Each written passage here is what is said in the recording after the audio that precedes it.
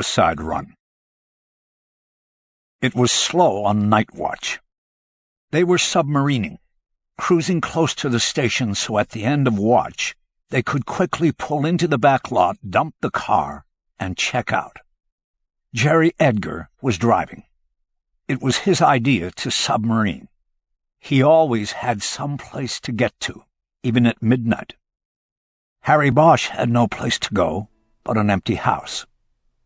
Whatever plans Edgar had, they changed when they got the call from the watch commander and were sent to the Orchidea apartments.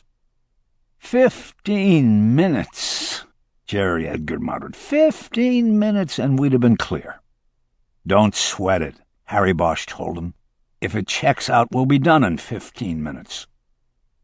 Edgar turned off La Brea onto Franklin, and they were less than 2 minutes away.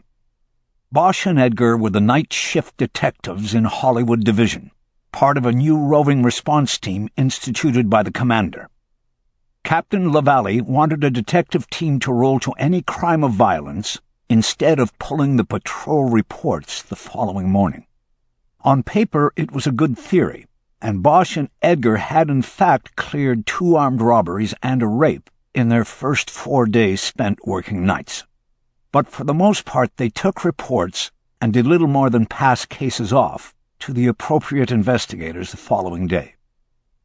The air they drove through was clear and crisp. They kept the windows up and their expectations down. The call was a suicide run. They needed to make a confirmation for the patrol sergeant on scene, and then they'd be on their way. With any luck, they'd still make it back to the station by midnight. The Orchidea was a sprawling pink apartment complex off Orchid and nestled into the hillside behind the Magic Castle parking lot. It was an apartment complex that had been around for as long as Bosch remembered. In the old days, it was a place where studios put up the new starlets, just signed 2 contracts. These days, the people who lived there paid their own way. There were 2 patrol cars with flashing blues out front. A van from the Scientific Investigation Division and a station wagon from the coroner's office were already there as well. This told Bosch that the sergeant on scene either had forgotten about the night shift detectives or didn't think them necessary. He told Edgar to park behind the patrol car that didn't have a light bar on the roof. That would be the sergeant's car. Bosch would make sure he didn't go anywhere until Bosch wanted him to. As they got out, Edgar looked over the roof of their cruiser at Bosch. "I hate night watch in Hollywood," he said. "All the suicides come out at night." It was true. This would be their 3rd suicide in 4 nights. "In Hollywood, everything comes out at night," Bosch said. There was a patrol officer at the entrance, and he took badge numbers from Bosch and Edgar and then directed them to apartment 6. The front door of the apartment was open, and they walked into a nest of activity. It was the end of shift for everybody, and everybody was in a hurry. Bosch saw the watch sergeant, who turned out to be a woman named Polly Fulton, standing in a hallway that most likely led to a bedroom. "Detectives," she said. "Glad you could swing by. Right in here." "What do you mean? We just got the call," Edgar said. "Really?" Fulton said. "I called it in at least 45 minutes ago. The watch must have his hands full." She gestured for them to pass by her, and they did. The hall ended at 3 doors, a closet, a bathroom, and a bedroom. They entered the bedroom and saw that all the activity was centered on a naked woman lying on the bed. 2 coroner's investigators, a forensics tech, a photographer, and another patrol officer were all hovering around the bed. The woman was on her back, her arms at her sides. She had been young and beautiful, and remained so even in death. Her hair was blonde, and it wreathed her face, curving under her chin. Her skin was pale white, and her breasts were full, even while she was lying down. A slight line of discoloration could be seen running along the bottom curve of each breast. Surgical scars. There was a diamond teardrop pendant on a silver chain on her chest between her breasts. Her stomach was flat, and her pubic hair was neatly trimmed short and in a perfect inverted triangle. Edgar made a light catcall whistle between his teeth. Now, why would she want to go and do the Marilyn Monroe, he asked. A girl looking like that. No one answered. Bosch just stared at the woman on the bed while pulling on a pair of latex gloves. He knew that the knee-jerk reaction was to think that beauty solved all other problems. Same thing with money. But he had seen enough suicides to know that neither was true. Not even close. Lisbeth Grayson, Sergeant Fulton said. 24, hasn't been here in the City of Angels long. Still has an Oregon driver's license in her purse. Fulton had come up next to Bosch and spoke while they both stared at the body. There was no embarrassment about the dead woman being naked and exposed. It was police work. Fulton held up a clipboard. Lisbeth Grayson's driver's license was clipped to it. Bosch noted that she was from Portland. What else? He asked. She's an actress, aren't they all? She's got a drawer full of headshots over there. Looks like she did a walk-on bit on Seinfeld last year. You know, they filmed that here, even though it's supposed to be New York.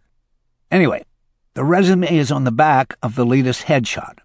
She hasn't worked a lot, at least not the kind of jobs that she wanted to put on the resume. Bosch could almost feel Fulton's eyes drop to the small, perfect triangle of pubic hair. He knew what she was thinking. The silicone and the trim job might indicate a certain lifestyle and other means of income. Bosch looked back up at the face. Lisbeth Grayson hadn't needed anything in life but that face. He wondered if anybody besides her mother had ever told her that. Anyway, Fulton said, on the side table we've got an empty bottle of Percodan, left over from breast enhancement surgery last year, and a goodbye cruel world note. It's looking pretty cut and dried, Detective. We won't be wasting your time on this. Bosch moved his focus to the table next to the bed and stepped over. Thank you, Sergeant. On the table was an empty glass with a white residue at the bottom, a plastic pill bottle, and a notepad. Nothing else. Bosch bent down to study the pill vial, which was standing up on the table. It was a painkiller prescribed to Lisbeth Grayson 8 months earlier. Take as needed for the pain. He wondered if that pain included the need to end it all. He took out a notebook and wrote down the name of the physician who prescribed the drug and presumably performed the breast enhancement surgery. He next looked at an open spiral notebook that was on the table next to the pill bottle. There were 4 lines written in pencil on the page. Each line had one word underlined. There's no use anymore.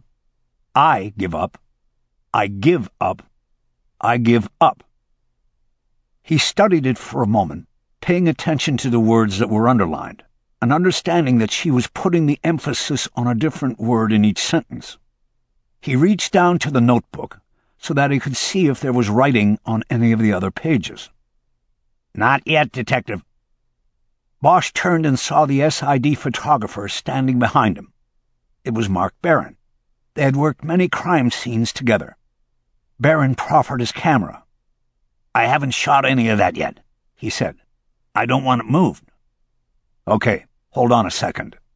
Bosch stooped down so he could look beneath the table. It had no drawers, but there was a single shelf and it held a stack of People magazines.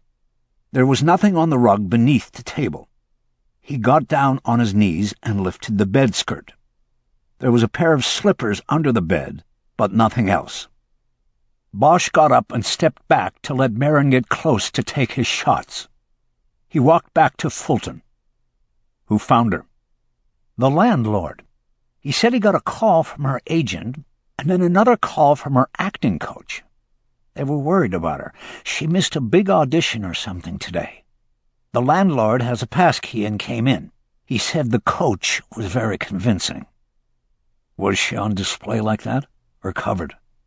She was covered. The coroner's people did that. Bosch nodded. Where's the landlord? He went back to his place. He lives on site. He was looking pretty pale. Get him. This is pretty simple, right? We're all going to get out of here in a few minutes, right? Bosch looked at Fulton. Even she wanted to turn pumpkin at midnight. Just get the landlord, please. Fulton left, and Bosch went over to the bureau, where Edgar was looking through the contents of the top drawer. There were several different photos. There was a stack of 8x10 glossies that showed a collage featuring Lisbeth Grayson in varying poses and costumes. No matter what she was wearing, or what the facial pose was, it was impossible to hide her beauty in character. Bosch imagined that it opened some doors, but kept others closed. She would never have been taken seriously as an actress with that face. Man, this girl had it all going for her, Edgar said. Why'd she want to go and waste it all? Maybe she didn't. Edgar dropped the photo he was looking at back into the drawer and looked at Bosch. Harry, what are you seeing? Bosch shook his head. Nothing yet, I'm just saying. I'm asking the question, you know. Don't go crazy on this. You want to talk to the landlord, fine. Let's talk to him and put this thing to bed. No pun intended. All I'm saying is that you can't come into this with a preconceived idea, you know? It's infectious. Bosch sauntered over to one of the coroner's investigators, who was putting equipment back into a toolbox. Bosch knew him, too. Nestor Gonsmart. How's it look, Nestor? Looks like we're out of here, boss. What do you have for TOD? We took the liver temp. I'm going to say between midnight and 4 this morning. So 24 hours tops. Any trauma? Not a hangnail, man. This is a clean scene. Sometimes it's hard to believe, but it's looking to me like what it is. We'll get the talks in about 2 weeks, and we'll see the perk on the screens. That'll be it. Make sure you get it to me. You got it, Harry. He snapped the latches on the toolbox and headed out of the room with it. Bosch knew he would be back with the stretcher. They were going to take Lisbeth Grayson on a ride downtown. Everybody, Barron said, can I get everybody to step back into the hall so I can get my wide shots? Bosch moved toward the hall, wondering where Fulton was with the landlord. Thank you, Barron said. Fulton was in the front living room with a man who was small, slight, and maybe as old as the apartment building. He was introduced as Ziggy Wojciechowski. He recounted for Bosch and Edgar his finding of Lisbeth Grayson dead. It was the same story Fulton had already related. Was the door locked? Bosch asked. Yes, I have a passkey to all the apartments. I used it. Bosch glanced over at the front door and saw the security chain hanging on the jamb. The chain wasn't on? No chain. Did she pay her rent or did somebody pay it for her? It was always good to throw in a change-up, something unexpected, at the interview subject. She paid. She always paid with a check. What about boyfriends? I don't know. I don't spy on my tenants. The Orchidia offers privacy. I don't intrude. What about girlfriends? Same answer, Detective. I don't... Mr. Wojciechowski, when did you come into the apartment and find her? The landlord seemed a little confused by the way the questions jumped around. It would have been about 10:15. I had watched the beginning of the news on Channel 5, Hal Fishman. Her coach called again, and I finally said I would check on her, just so they would stop calling. When you came in, were the lights on? Wojciechowski didn't answer as he contemplated the question. Think about when you entered. What did you see? Could you see anything, or did you have to put on the lights? I could see the light at the end of the hall, her bedroom. The light was on. Bosch nodded. Okay, Mr. Wojciechowski. That'll be enough for now. We may have to talk later. He watched the little man walk out of the apartment. Edgar came up close to him then, so that they could speak quietly. I don't like that look in your eyes, Harry. I've seen it before. And? It tells me you're in love. You want this to be something it's not. The chain wasn't on the door. So what? She was being considerate. She knew she was going to check out, and she didn't want anybody to have to break down the door. We've seen that 100 times before, easy. The lights in the bedroom were left on. So? People don't leave the lights on. They want it to be like they're going to sleep at night. They want to go easy. Edgar nodded his head. All right, I'll give you that, but it's not enough. It's an anomaly. You know what that is? Something that deviates from the norm. What we have here is a deviation within the norm. It's not something we... There was a sudden flash. Bosch turned to see Baron coming from the hallway into the living room. He had fired off a shot at Bosch and Edgar. Sorry about that, he said. Misfire. You guys want me to shoot anything else? I'm done with Marilyn Monroe in there. No, Edgar said. You're clear, Mark. Baron, a short man with a widening middle, threw a mock salute and walked out the open front door of the apartment. Bosch looked at Edgar sharply. He didn't like the junior member of the team making the call to break up the crime scene. Edgar read him correctly. Look, Harry, it is what it is. We're done here. Let's sign off and wait on the toxicology. We're not done. We're just beginning. Go out there and bring Baron back. I want him to shoot everything in this place. Edgar blew out his breath impatiently. Look, partner, you may have convinced yourself of something, but you haven't convinced me or anybody else here that there's no pencil.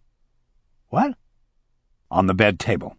There's no pencil to go with the note. If she wrote the note and took the pills, then where's the pencil? I don't know, Harry. Maybe it's in a drawer in the kitchen. What's it matter?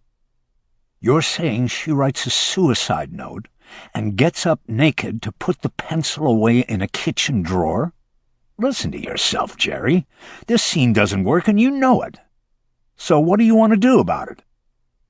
Edgar stared at Bosch for a moment, and then nodded as if conceding something. I'll go get the photographer back, he said. Bosch stared at Lisbeth Grayson on the television screen. She was tearful, beautiful, and in character. I've tried with him every way I know how, she said. There's no use anymore. I give up. Stop it right there, Bosch said. Gloria Palovich paused the video. Bosch looked at her. She had been Lisbeth Grayson's acting coach. When was this recorded? He asked. Last week. It was for yesterday's reading. That's why I was concerned. She worked for almost 2 weeks to prepare for that audition. She got fresh headshots. She was putting everything into it. When she didn't show up, I just knew something was wrong. Did she take notes during your sessions? All the time. She was a wonderful student. What sort of notes? Mostly on accent and delivery, how to best use dialogue to convey the inner emotions. Bosch nodded.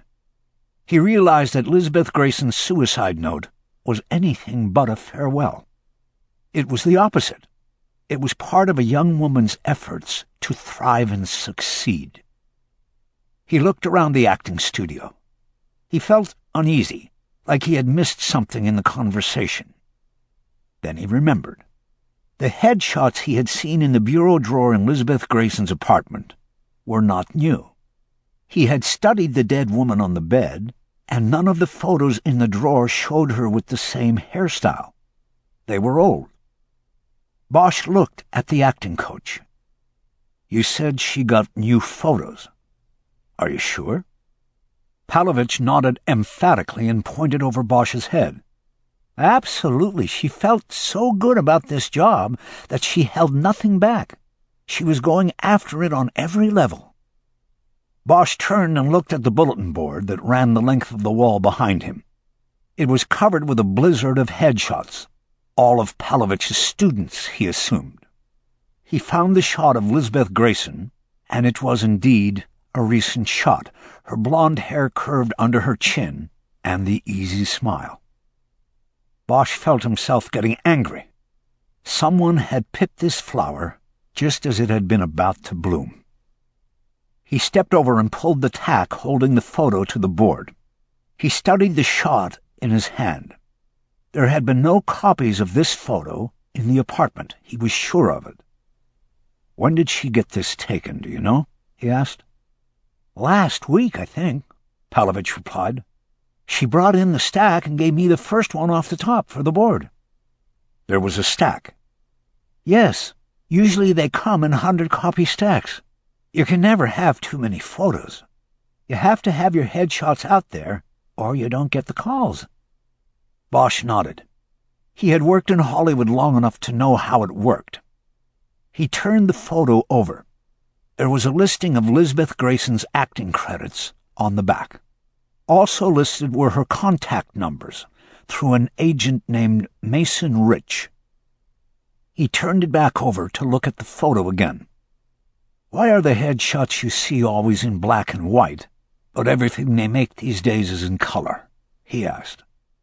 "I think it's because the black and white better shows the contrast the movie camera will pick up," Palovich responded. Bosch nodded, even though he didn't understand her answer and knew nothing about contrast and photography. The picture cut off across Grayson's sternum. She was wearing an open-collar blouse, and Bosch could see the chain around her neck. The photo cut off before showing the teardrop pendant he remembered from the night before. He turned back to check the screen. The picture remained paused, and his eyes were immediately drawn to the chain around Lisbeth Grayson's neck. She was wearing an open shirt over a simple white tank top that said Crunch across it. But the pendant, which was clearly visible at the bottom of the chain, was not a diamond. It was a single pearl. Bosch pointed to the screen. "You see the pearl?" "Yes, she always wore that." "Always?" "Yes, it had been her grandmother's. She believed it brought her good luck. Once in class we did some biographical sketches. She told us all about it then. In our classes, we all have alter egos with alternate names. Her name was Pearl. When I called on her if I used the name Pearl, she would respond as that alter ego. Do you understand?" "I think so. Do you have any tapes of her as Pearl?" "I think so. I could look." "I don't know if it is significant or not. I'll let you know. Did you ever see Lisbeth wearing the pendant with a diamond in it?" Palovich thought for a moment and then shook her head. "No, never." Bosch nodded and thanked her for her time. He asked if he could take the headshot, and she said that was fine. At the door to the studio, she stopped him with a question. "You don't think she did this to herself, do you, Detective Bosch?" Bosch looked at her a long moment before answering. He knew he should keep his assumptions and theories to himself, but he could tell she needed the answer. "No, I don't." She shook her head. The alternate to suicide was somehow more horrible to contemplate. "Who would do this?" she asked. "Who could do this?" "I don't know," he said, "but I'm going to find out." In the crime analysis office, Bosch sat with an officer named Kisman Ryder. He had worked with her before and knew she was one of the quickest cops on a computer he had ever seen. She was clearly going places in the department, and he knew she was being fast-tracked for administration. But the last time they had worked together, she had confided that she really wanted to be a detective. When she was ready, Bosch told her what he wanted. "I'm looking for suicides in the last 5 years," Bosch said, "young females." "That's going to be a lot." She worked the keyboard and went into the department's database. In less than a minute, she had it. 89 suicides of females between 20 and 30. Bosch nodded, trying to think of ways to narrow the search. "Do you have it by method?" he asked. "Yes. What are you looking for?" "Pills." "That would be overdose." She typed it in and had the answer in seconds. 56. "What about by profession? I think I'm looking at actresses only." That would be a catch-all. Entertainer. She typed and had the answer before Bosch took his next breath. 26. White females? She typed. 23. Bosch nodded. He could think of nothing else to narrow it down to cases similar to Elizabeth Grayson's phony suicide. Can you print out the names and case numbers for me? No problem. 30 seconds later, Bosch had the list and was ready to go down to archives to pull the files. You need any help with that, Harry? Ryder asked. You mean like you might want to do some detective work? She smiled. I wouldn't mind, she said. It gets kind of boring up here looking at the computer all day. Bosch checked his watch. It was almost lunchtime. Tell you what, I'll go pull the 23 files and then meet you in the cafeteria for lunch. We can look through them then. I could probably use the help because my partner thinks this is the wildest goose chase I've ever been on. He's working on our backlog while I do this, and he's losing his patience. She kept her smile. I'll get a table and see you down there. Bosch opened his briefcase and pulled out the Grayson file. Start with this. In the cafeteria, Bosch put the stack of files down on a table Ryder had commandeered. She had half of a tuna fish sandwich on a plate and was looking through the last few documents in the Grayson file. Are you sure you can do this? He asked her. No problem. What are we looking for? I don't know yet, but if you read that file, you know there are inconsistencies in the Grayson case. The suicide note was a plant, and a piece of jewelry is missing. A silver chain necklace with a single pearl on it. Ryder frowned. What about the autopsy? That was yesterday. We're waiting on the tox. Was she raped? No abrasions. No DNA recovered. What do you think happened, Harry? What do I think happened? I think somebody drugged her and had his way with her when she couldn't resist, and then he let her OD. Now ask me what I can prove. What can you prove? Nothing. That's why I pulled these files. Looking for what? Sometimes you don't know what you're looking for until you find it, he explained. But I'm convinced Lisbeth Grayson was murdered with such careful planning that it wasn't the only time this happened. The guy hit before. Ryder nodded at the stack of thin files. That's what I'm thinking, Bosch said, so I'm looking for anything that is a commonality between her and any of these other suicides. Ryder frowned. And we'll know it when we see it, she said. Hopefully. They got to work. Bosch split the stack in two, and they both began working through the files. When one of them finished with a file, they put it on the stack for the other to read. This way they each looked at every file. Because the cases were suicides, the files were thin and filled largely with autopsy and toxicological reports.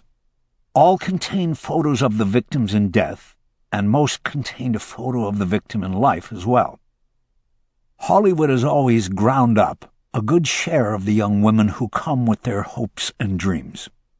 Ever since actress Peg Entwistle gave up her celluloid dreams and jumped off the H on the Hollywood sign, many others have followed suit, but in less attention-getting ways. It is the dark secret of the industry.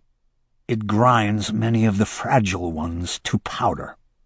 The powder blows away. The files contain tragically similar stories.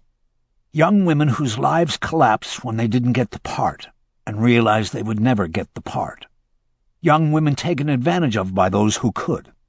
Men mostly, but not always. Young women who were clearly fragile before even getting to Hollywood, who had come like moths to the flame, seeking to fill the empty spaces inside with long-shot fame and fortune. But there were also files that contained only questions. Suicides without explanation, involving women who had growing credits and reason to be hopeful about their lives and careers. A few left 1 or 2 line notes, but Bosch could not tell if these were actual suicide notes or possibly lines from auditions or parts they were playing. Bosch studied the photos, many of which were professional headshots, and the lists of credits. He found nothing in common with Lisbeth Grayson other than that all the women had been young and hopeful. There was no shared acting school or common agent. No showcase play or work as an extra on the same movie. He didn't see the connections and began to think that maybe Jerry Edgar was right. He was chasing something that wasn't there. He was on the second to the last file when Ryder spoke up. "Harry, are you finding anything?" "No, not yet. And I'm running out of files." "What will you do?" "I have to decide whether to drop it or continue on. If I continue, I'll have to work it on the side. In homicide, they call it working a hobby case. You work it when you have the time. The next step is to conduct a field investigation. Go out and talk to the people who knew these women. Check their apartments, see if anybody has any of their belongings still. I can tell you right now, my lieutenant isn't going to let me go off and do that. I'll have to work it like a hobby."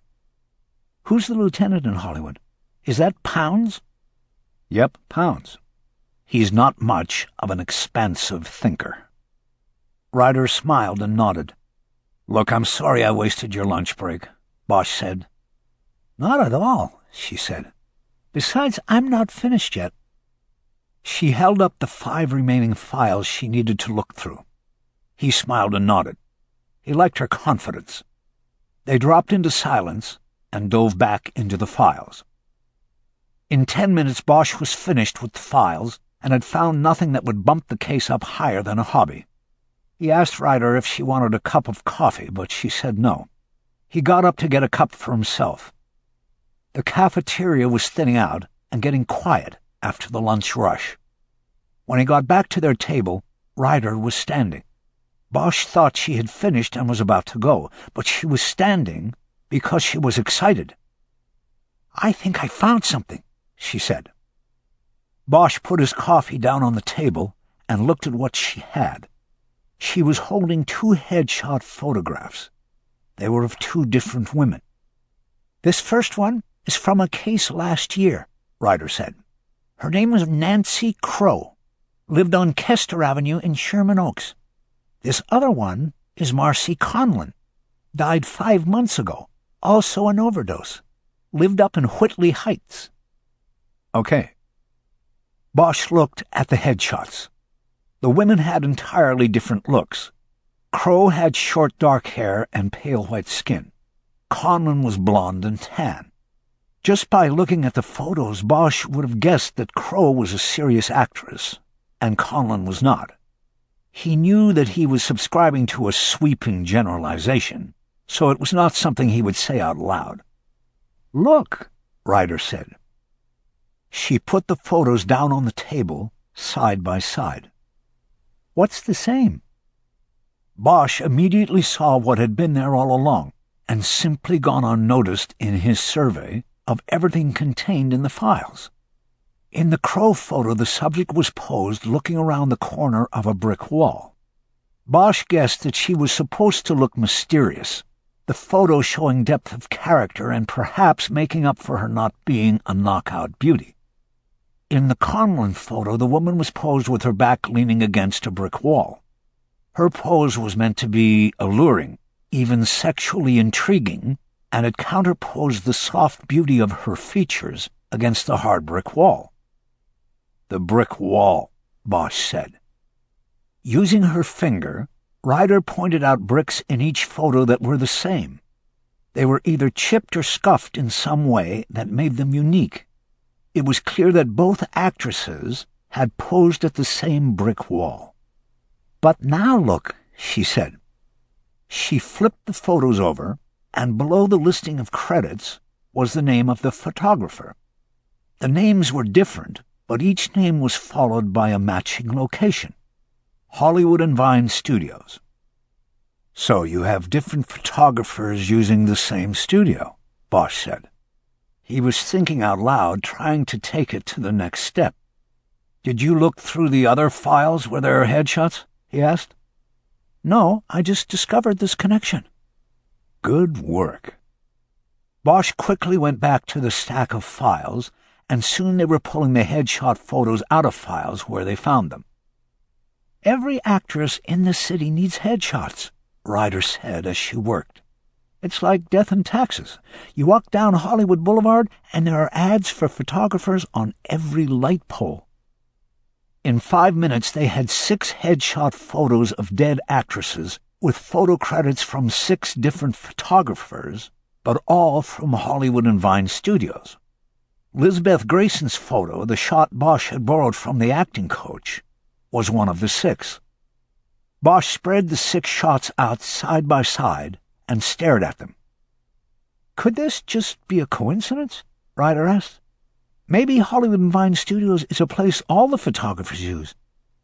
Maybe, Bosch said, continuing to stare at the photos. I guess we could check out what... Wait a minute, Bosch said excitedly. He picked up one of the photos and looked at it closely. It was a shot of an actress named Marnie Fox. She had supposedly committed suicide by overdose 6 weeks earlier. He nodded and put it back down. He then went to the Grayson file. What? Ryder asked. From the file, he pulled one of the photos of Lisbeth Grayson in death and placed it down next to the shot of Marnie Fox. Now it was Bosch's turn. What do you see that is the same? He asked. Ryder moved in to look closely at the side-by-side photos. She got it quickly. The pendant. They are both wearing the same kind of pendant. What if they are not duplicates? Bosch asked. What if they are wearing the same pendant? A diamond pendant the killer takes from one victim and then puts on his next victim. And from that victim he takes her pearl necklace and puts it on the next victim, Ryder finished. Bosch started putting the files back into a stack he could carry. What's next? Ryder asked. Hollywood and Vine Studios? You got that right. I'm going with you. Bosch looked at her. You sure? Do you need to get an okay? I'll call it a long lunch. On the way, Ryder made a list of the photographers' names and handed it to Bosch. When they got to Hollywood, they parked in the lot by the Henry Fonda Theater, and Bosch found a payphone to call Jerry Edgar. He brought him up to date, and his partner seemed miffed that he was working the case with an analyst, but Bosch reminded Edgar that he hadn't been interested in Bosch's hunch about Elizabeth Grayson. Properly cowed, Edgar said he would meet them at Hollywood and Vine Studios. The photo studio was on the 3rd floor of an old office building at the northeast corner of Hollywood and Vine. The building had been updated in recent years, with each floor having been gutted and turned into lofts. This was attractive to the creative industry. Most of the listings on the building directory in the lobby were production companies, talent management offices, and various other enterprises from the fringe of Hollywood. Bosch assumed that having an address that was as steeped in myth as Hollywood and Vine was a bonus to them all. They waited 10 minutes in the lobby for Edgar, and then Bosch grew annoyed. Hollywood Division was less than 5 minutes away. He pushed the button and told Ryder they weren't waiting any longer. On the ride up, they worked out how they would handle the visit to the photo studio. They stepped out of the elevator and approached a counter where there was a young man with his head down reading a script. He got to the bottom of the page before looking up at them. Bosch badged him and asked his name. He said Louis Reneke, and he spelled it for them. Bosch asked to see a photographer named Stephen Jepson, and Reneke told him that Jepson wasn't there. Bosch proceeded down the list of 6 photographers. None were there, and none could be reached, according to Reneke. The counterman became increasingly nervous as Bosch asked about the photographers. So none of these photographers are here, and you have no contact information for them either, Bosch said. We rent space by the hour, Reneke said.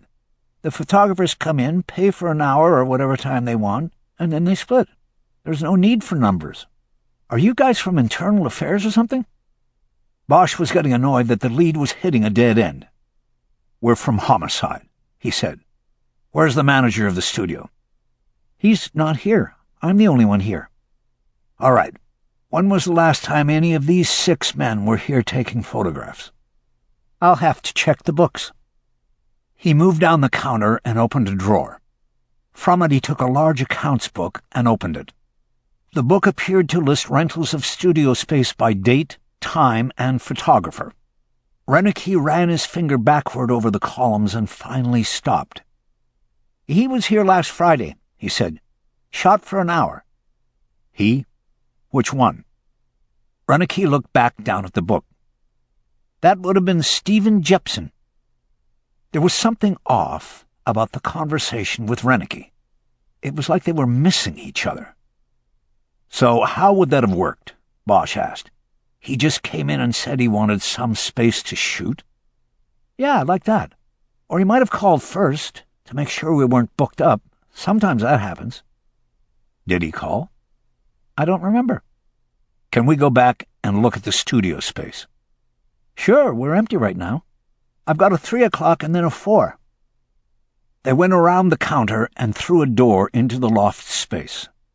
There were 3 different photo setup areas with light stands and pull-down backgrounds. There were a few pieces of furniture to use as props. There were wires running across the ceiling and black curtains that would allow the different photo areas to be partitioned for privacy. Bosch saw the brick wall from the photos running the length of the space. He guessed that Stephen Jepson's session on Friday had been with Lisbeth Grayson. Bosch was staring at the wall when he remembered something that had been wrong about the conversation with Renicky. He turned and looked at the young scriptreader. "Why did you ask if we were with Internal Affairs?" Renicky stuck out his lower lip and shook his head as he looked over at the doorway and then back to the counter. "Did I? I don't know. I guess I was just wondering." "Why would you wonder if we were with Internal Affairs?"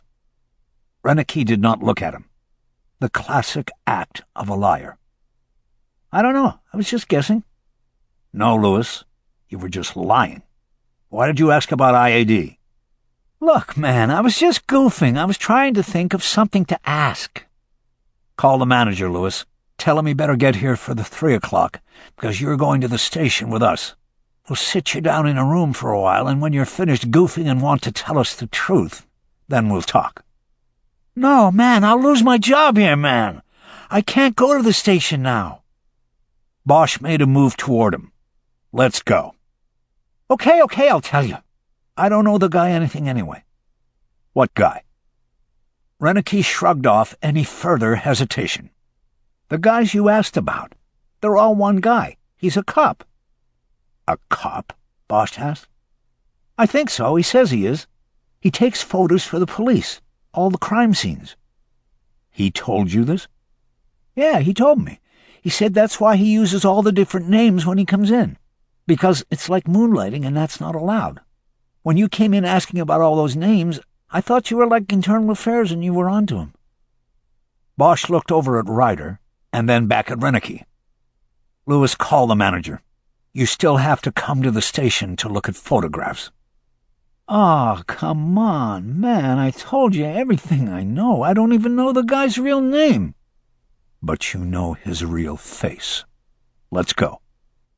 Bosch took him by the arm and started to lead him toward the door to the counter. As they approached, Edgar stepped into the studio. "About time," Bosch said. "Where's the crime scene?" Edgar said. "There is no crime scene," Bosch said. "We're taking Lewis here, back to the station to look at photos." "That's weird." "What is?" "I just passed Mark Barron, the crime scene guy, coming out of the elevator. He was in a hurry. I thought he was going to get his camera." They found police photographer Mark Barron in his apartment in West Hollywood. The door was unlocked and open 2 inches. Bosch called his name and then entered. Edgar and Ryder were with him. After overhearing Renicky tell Bosch and Edgar about the police photographer who used phony names to take Hollywood headshots of young women, Barron had rushed home, gone into the bedroom, and gotten the gun he kept in a shoebox under his bed. He sat on the edge of the bed and put the muzzle into the fleshy spot under his chin. He pulled the trigger and blew the top of his head off. Bosch didn't look too long at the body of the dead photographer. Instead, his eyes were drawn to the walls of the bedroom. 3 of the 4 were covered floor to ceiling with collages of crime scene photos. All were of dead women. Next to each photo of death was a photo of life, the same woman alive and posing for him. "Oh, my God," Ryder murmured. "How long has he been doing this?" Bosch scanned the room and all of the photos of all of the different women. He didn't want to guess. "I better call this in to the captain," Edgar said. He left the room. Bosch continued to look. Finally, he found the headshot photo of Lisbeth Grayson on the wall. A photo of her lying dead on the bed was taped to the wall next to it. Bosch wondered which of the photos Barron had prized the most, dead or alive. "I better call my office and tell them where I'm at," Ryder said. Bosch nodded his approval. She left the room then, and only Bosch remained. "Do you still want to be a detective?" he asked, though he knew she was gone.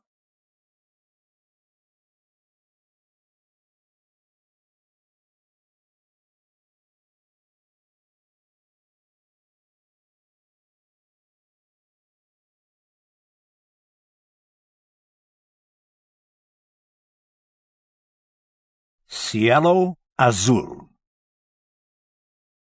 On the way up, the car's air conditioner gave up shortly after Bakersfield. It was September and hot as I pushed through the middle of the state. Pretty soon I could feel my shirt start to stick to the vinyl seat. I pulled off my tie and unbuttoned my collar. I didn't know why I'd put a tie on in the first place. I wasn't on the clock, and I wasn't going anywhere that required a tie. I tried to ignore the heat and concentrate on how I would try to handle Seguin. But that was like the heat. I knew there was no way to handle him. Somehow it had always been the other way around. Seguin had the handle on me. One way or the other, that would end this trip. I turned my wrist on the steering wheel and checked the date on my Timex. Exactly 10 years since the day I had met Seguin, since I had looked into the cold green eyes of the killer and known I was looking into the abyss. The case began on Mulholland Drive, the winding snake of a road that follows the spine of the Santa Monica Mountains. A group of high schoolers had pulled off the road to drink their beer and look down upon the smoggy city of dreams. One of them spotted the body. Nestled in the mountain brush and the debris of beer cans and tequila bottles tossed down by past revelers, the girl was nude, her arms and legs stretched outward in some sort of grotesque display of sex and murder. The call came to me, Detective Harry Bosch, and my partner, Frankie Sheehan. At the time, we worked out of the LAPD's robbery-homicide division. The crime scene was treacherous. The body was snagged on an incline with a better than 60-degree grade. One slip and a person could tumble all the way down the mountainside, maybe end up in somebody's hot tub down below, or on somebody's concrete patio. We wore jumpsuits and leather harnesses and were lowered down to the body by firemen from the 58th Battalion. The scene was clean. No clothes, no ID, no physical evidence, no clues, but the dead girl. We didn't even find any fibers that were going to be useful. This was unusual for a homicide. I studied the girl closely and put her age at 15, but no older. Mexican, or of Mexican descent. She had brown hair, brown eyes, and a dark complexion. I could tell that in life she had been beautiful to look at. In death, she was heartbreaking. She had been strangled, the indentations of her killer's thumbs clear on her neck, the petechial hemorrhaging, putting a murderous rouge around her eyes. Rigor mortis had come and gone. She was loose. That told us she had been dead more than 24 hours. The guess was that she had been dumped the night before, under cover of darkness. That meant she had been lying dead somewhere else for 12 hours or more. That other place was the true crime scene. It was the place we needed to find. When I turned the car inland toward the bay, the air finally began to cool. I skirted the east side of the bay up to Oakland and then went across the bridge into San Francisco. Before crossing the Golden Gate, I stopped for a hamburger at the Balboa Bar and Grill. I get to San Francisco 2 or 3 times a year on cases. I always eat at the Balboa. This time I ate at the bar, glancing occasionally up at the television to see the Giants playing in Chicago. They were losing. But mostly I rolled the old case back and forth in my head. It was a closed case now, and Seguin would never hurt another person again, except himself. His last victim would be himself. But still, the case stuck with me. A killer was caught, tried and convicted, and now stood to be executed for his crimes. But there was still an unanswered question that stuck with me. It was what put me on the road to San Quentin on my day off. They called it the Little Girl Lost Case in the newspaper. It was because we didn't know her name. Fingerprints from the body matched no prints contained in computerized records. The girl matched no description on an active missing persons case anywhere in Los Angeles County or in national crime databases. An artist's rendering of the victim's face put on the TV news and in the papers brought no calls from a loved one or an acquaintance. Sketches faxed to 500 police agencies across the Southwest and to the state judicial police in Mexico drew no responses. The victim remained unclaimed and unidentified, her body reposing in the refrigerator at the coroner's office while Sheehan and I worked the case. It was tough. Most cases start with the victim. Who that person was and where she lived become the center of the wheel, the grounding point. Everything comes from the center. But we didn't have that, and we didn't have the true crime scene. We had nothing, and we were going nowhere fast. All that changed with Teresa Corazon. She was the deputy coroner assigned to the case, officially known as Jane Doe number 9091. While preparing the body for an autopsy, she came across the lead that would take us first to McCaleb and then to Seguin. Corazon found that the victim's body had apparently been washed with an industrial-strength cleaner before being discarded on the hillside. It was an attempt by the killer to destroy trace evidence. This in itself, however, was both a clue and trace evidence. The cleaning agent could help lead to the killer's identity or help tie him to the crime. However, it was another discovery made by Corazon that turned the case for us. While photographing the body, the deputy coroner noticed an impression in the skin on the rear left hip.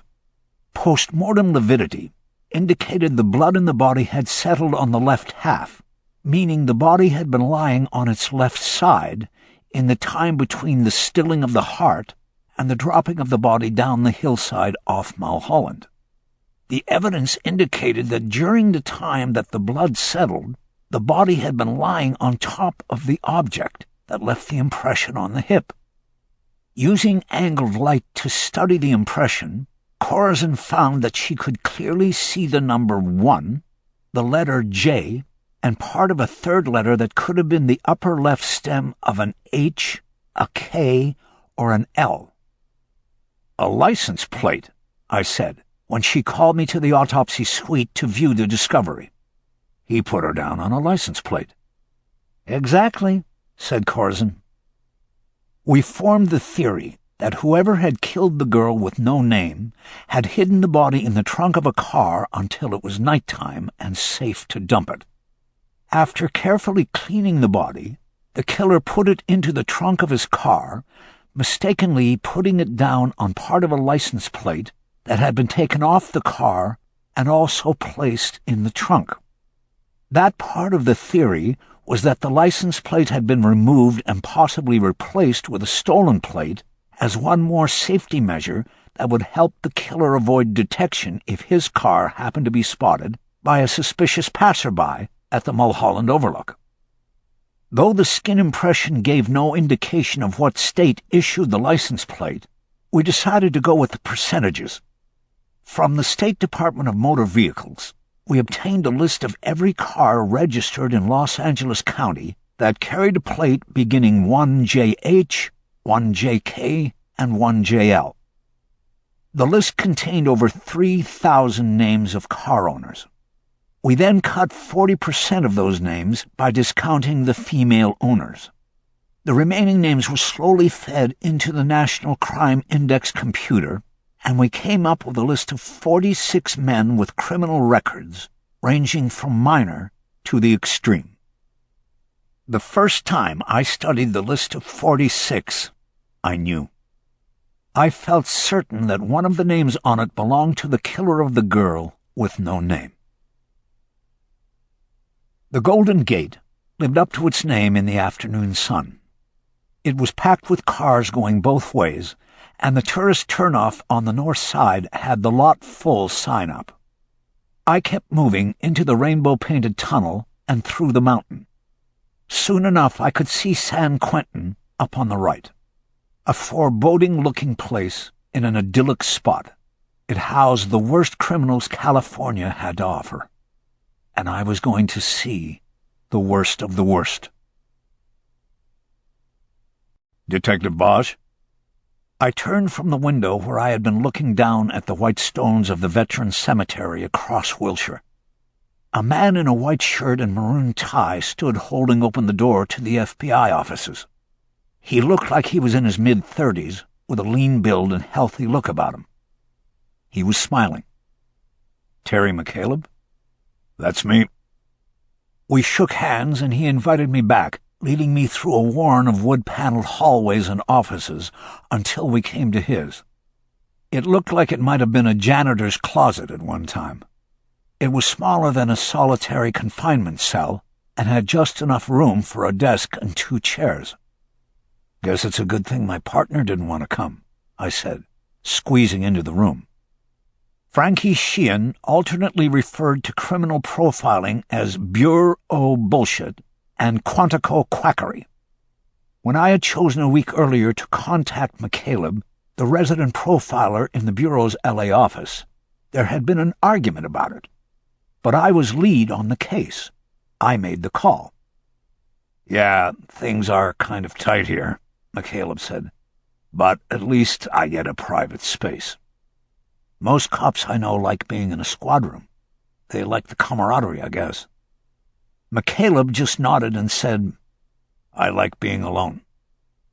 He pointed to the guest chair, and I sat down. I noticed a photo of a young girl taped to the wall above his desk. She looked to be about the same age as my victim. I thought that if it was McCaleb's daughter, maybe it would be a little plus for me, something that would make him put a little extra drive into my case. "She's not my daughter," McCaleb said. "She's from an old case, a Florida case." I just looked at him. It wouldn't be the last time he seemed to know my thoughts like I was saying them out loud. "So still no ID on yours, right?" "No, nothing yet." That always makes it tough. "So on your message you said you'd reviewed the file?" "Yeah, I did. I had sent copies of the murder book and all crime scene photographs the week before. We had not videotaped the crime scene, and this distressed McCaleb. But I had been able to get tape of the scene from a television reporter. His station's chopper had been in the air over the crime scene, but had not aired any footage because of the graphic nature of its contents. McCaleb opened a file on his desk and referred to it before speaking. First of all, are you familiar with our VICAP program? Violent Criminal Apprehension? I know what it is. This is the first time I ever submitted a case. Yes, you're a rarity in the LAPD. Most of you guys don't want to trust the help. But a few more guys like you, maybe I can get a bigger office. I nodded. I wasn't going to tell him that it was institutional distrust and suspicion that stopped most LAPD detectives from seeking the help of the Bureau. It was an unspoken dictate that came from the police chief himself. It was said that the chief could be heard cursing loudly in his office every time news of an FBI arrest within city limits was reported. It was well known in the department that the bank robbery squad routinely monitored the radio transmissions of the Bureau's bank squad and often moved in on suspects before the feds got the chance. Yeah, well, I just want to clear the case, I said. I don't really care if you're a psychic or Santa Claus. If you've got something that will help me, I'll listen. Well, I think maybe I do. He turned the page in the file and picked up a stack of crime scene photographs. These were not the photos I had sent him. These were 8x10 blow-ups of the original crime scene photos. He had made these on his own. It told me that McCaleb had certainly spent some time with the case. It made me think that maybe it had hooked him the way it had hooked me. A girl with no name left dead on the hillside. A girl no one had come forward to claim. A girl no one cared about. In my secret heart, I cared and I had claimed her. And now maybe McCaleb had, too. Let me just start with my overview of what I think you've got here, McCaleb said. He shuffled through the photos for a moment, ending with a still that had been made from the news video. It showed an aerial shot of the naked body, arms and legs stretched wide on the hillside. I took out my cigarettes and shook one out of the pack. You may have already arrived at these same conclusions. If so, I apologize. I don't want to waste your time. By the way, you can't smoke in here. Don't worry about it, I said, putting the smokes away. What have you got? Whether this is the actual murder site or not, this scene is very important in that it gives us an avenue to the killer's thinking. What I see here suggests the work of what we call an exhibition killer. In other words, this is a killer who wanted his crime to be seen, to be very public, and by virtue of this to instill horror and fear in the general population. From this reaction by the public, he draws his gratification. He is somebody who reads the newspapers and watches the news for any information or update on the investigation. It is a way of keeping score. So when we find him, I think we will find newspaper clippings and maybe even videos containing television reports on the case. These will probably be in his bedroom because they would be useful to him in carrying out masturbatory fantasies. I noticed he had said "we" in reference to the case investigators, but I didn't react. McCaleb went on as if he were talking to himself and there were no one else in the office. A component of the exhibition killer's fantasy is the duel. Exhibiting his crime to the public includes exhibiting it to the police. In effect, he is throwing down a challenge. He is saying, I am better than you, smarter and more clever. Prove me wrong if you can. Catch me if you can. You see? He is dueling with you in the public media arena. With me? Yes, you. In this case in particular, you appear to be the media frontman. It is your name in the newspaper stories included in the file. I'm lead on the case. I've been the one talking to the reporters. McCaleb nodded. Okay, I said. All this is good in terms of understanding what a nut this guy is. But what do you have that will help point us to the right guy? McCaleb nodded. You know how the realtors say location, location, location? It's the same with me. The place he chose to leave her is significant in that it plays into his exhibitionistic tendencies. You have the Hollywood Hills here. You have Mulholland Drive and the view of the city. This girl was not dropped here randomly. This place was chosen, perhaps just as carefully as she was chosen as a victim. The conclusion is that the drop site is a place our killer may be familiar with because of the routines of his life, but nonetheless was not chosen because of reasons of convenience. He chose this spot. He wanted this spot because it was the best spot to announce his work to the world. It was part of the canvas. It means he could have come from a long distance to leave her there. He could have come a few blocks. I noticed the use of our, as in our killer. I knew if Frankie had come with me, he would have blown a gasket by now. I let it go. Did you look at the list I gave you of the 46 names? Yes, I looked at everything. And I think your instincts are good. The two potential suspects you highlighted both fit the profile I constructed for this killing.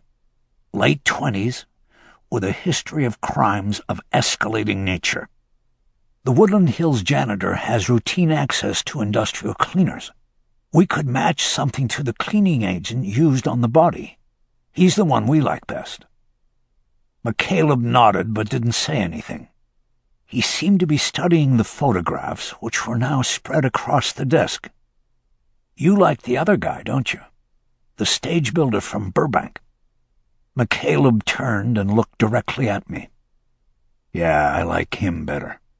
His crimes, though minor, fall more into line with the sexual predator maturation models we've seen. I think when we talk to him, we have to make sure we do it in his home. We'll get a better feel for him. We'll know. We? Yes, and we need to do it soon. He nodded to the photos covering his desk. This wasn't a one-shot deal. Whoever he is, he's going to do it again, if he hasn't already. I had been responsible for many men going to San Quentin, but I'd never been there myself before. At the gate I showed ID and was given a printout with instructions that directed me to a fenced lot for law enforcement vehicles. At a nearby door marked Law Enforcement Personnel Only, I was ushered through the great wall of the prison, and my weapon was taken and locked in a gun vault. I was given a red plastic chit with the number 7 printed on it. After my name was put into the computer and the prearranged clearances were noted, a guard who didn't bother introducing himself walked me through an empty rec yard to a brick building that had darkened over time to a fireplace black. It was the death house, the place where Seguin would get the juice in 1 week's time. We moved through a man-trap and a metal detector, and I was passed off to a new guard. He opened a solid steel door and pointed me down a hall. "Last one on the right," he said. "When you want out, wave at one of the cameras. We'll be watching." He left me there, closing the steel door with a thunderous bang that seemed to reverberate through my marrow. Frankie Sheehan wasn't happy about it, but I was the lead and I made the call. I allowed McCaleb to come with us on the interviews. We started with Victor Seguin. He was first on McCaleb's list, second on mine. But there was something about the intensity in McCaleb's eyes and words that made me defer and go with Seguin first. Seguin was a stage builder who lived on Screenland Drive in Burbank. It was a small house with a lot of woodwork you might expect to find in a carpenter's house. It looked as though, when Seguin wasn't finding movie work, he was home building handsome window boxes and planters for the house. The Ford Taurus, with the license plate number 1JK2LL4, was parked in the driveway. I put my hand on the hood as we walked up the driveway to the door. It was cold. At 8 p.m., just as the light was leaving the sky, I knocked on the front door. Seguin answered in blue jeans and a T-shirt, no shoes. I saw his eyes go wide when he looked at me. He knew who I was before I held up the badge and said my name. I felt the cold finger of adrenaline slide down my backbone. I remembered what McCaleb had said about the killer tracking the police while they tracked him. I had been on TV talking about the case. I had been in the papers. Giving nothing away, I calmly said, "Mr. Seguin, that's your car in the driveway, isn't it?" "Yeah, it's mine. What about it? What's going on?" "We need to ask you about it, if you don't mind. Can we come in for a few minutes?" "Well, no, I'd first like to know what—" "Thank you." I moved across the threshold, forcing him to step back. The others followed me in. "Hey, wait a minute. What is this?" We had worked it out before we'd arrived. The interview was mine to conduct. Frankie was second seat. McCaleb said he just wanted to observe. The living room was carpenter overkill. Built-in bookshelves on 3 walls. A wooden mantel that was too big for the room had been built around the small brick fireplace. A floor-to-ceiling television cabinet was built in place as a divider between the sitting area and what looked like a little office nook. I nodded approvingly. "Nice work. You get a lot of downtime with your work?" Seguin reluctantly nodded. "Did most of this when we had the strike a couple of years ago." "What do you do?" "Stage builder. Look, what is this about my car? You can't just push away in here like this. I have rights." "Why don't you sit down, Mr. Seguin? We believe your car was possibly used in the commission of a serious crime." Seguin dropped into a soft chair positioned for best viewing of the television. Bosch noticed that McCaleb was moving about the outer edges of the room, studying the books on the shelves and the various knickknacks displayed on the mantel and other surfaces. Sheehan sat down on the couch to Seguin's left. He stared at him coldly, wordlessly. "What crime?" "A murder." I let that sink in, but it appeared to me that Seguin had recovered from his initial shock and was hardening. I had seen this before. He was going to try to ride it out. "Does anyone drive your car besides you, Mr. Seguin?" "Sometimes, if I loan it to somebody."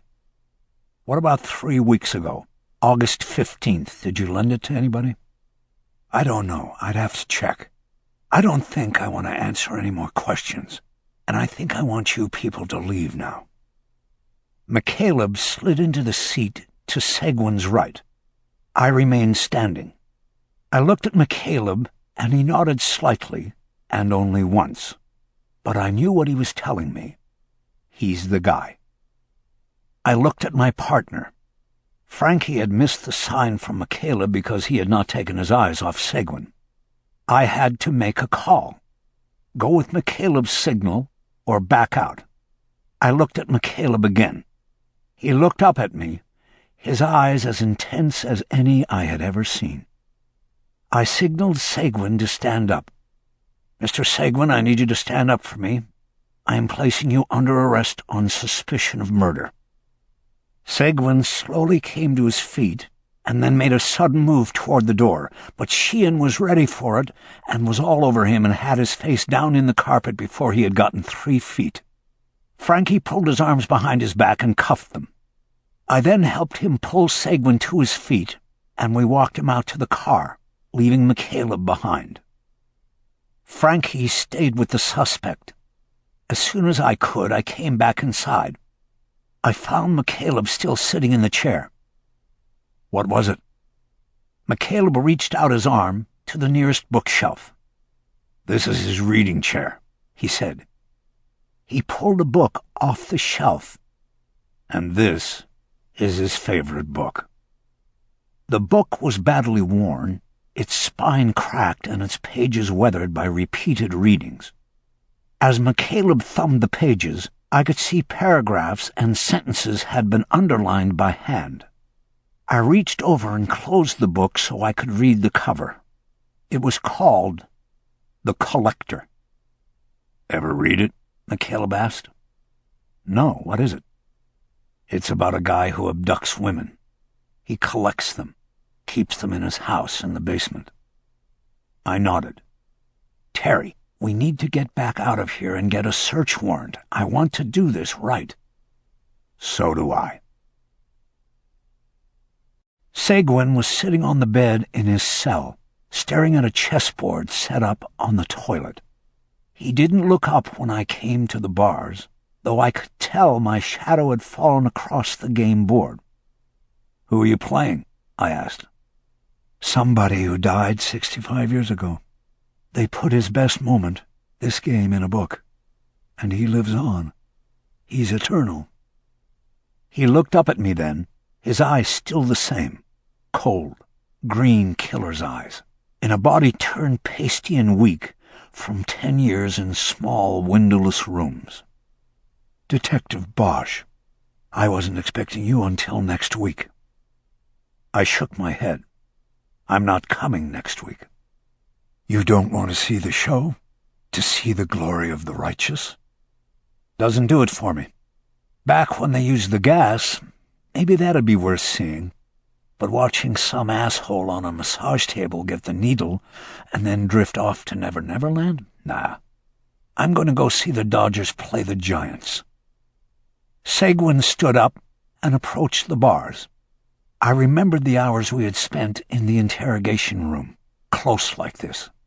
The body was worn, but not the eyes. They were unchanged. Those eyes were the signature of all the evil I had ever known. Then, what is it that brings you to me here today, Detective? He smiled at me, his teeth yellowed, his gums as gray as the walls. I knew then that the trip had been a mistake. I knew then that he would not give me what I wanted. 2 hours after we put Seguin in the car, 2 other detectives from RHD arrived with a signed search warrant for the house and car.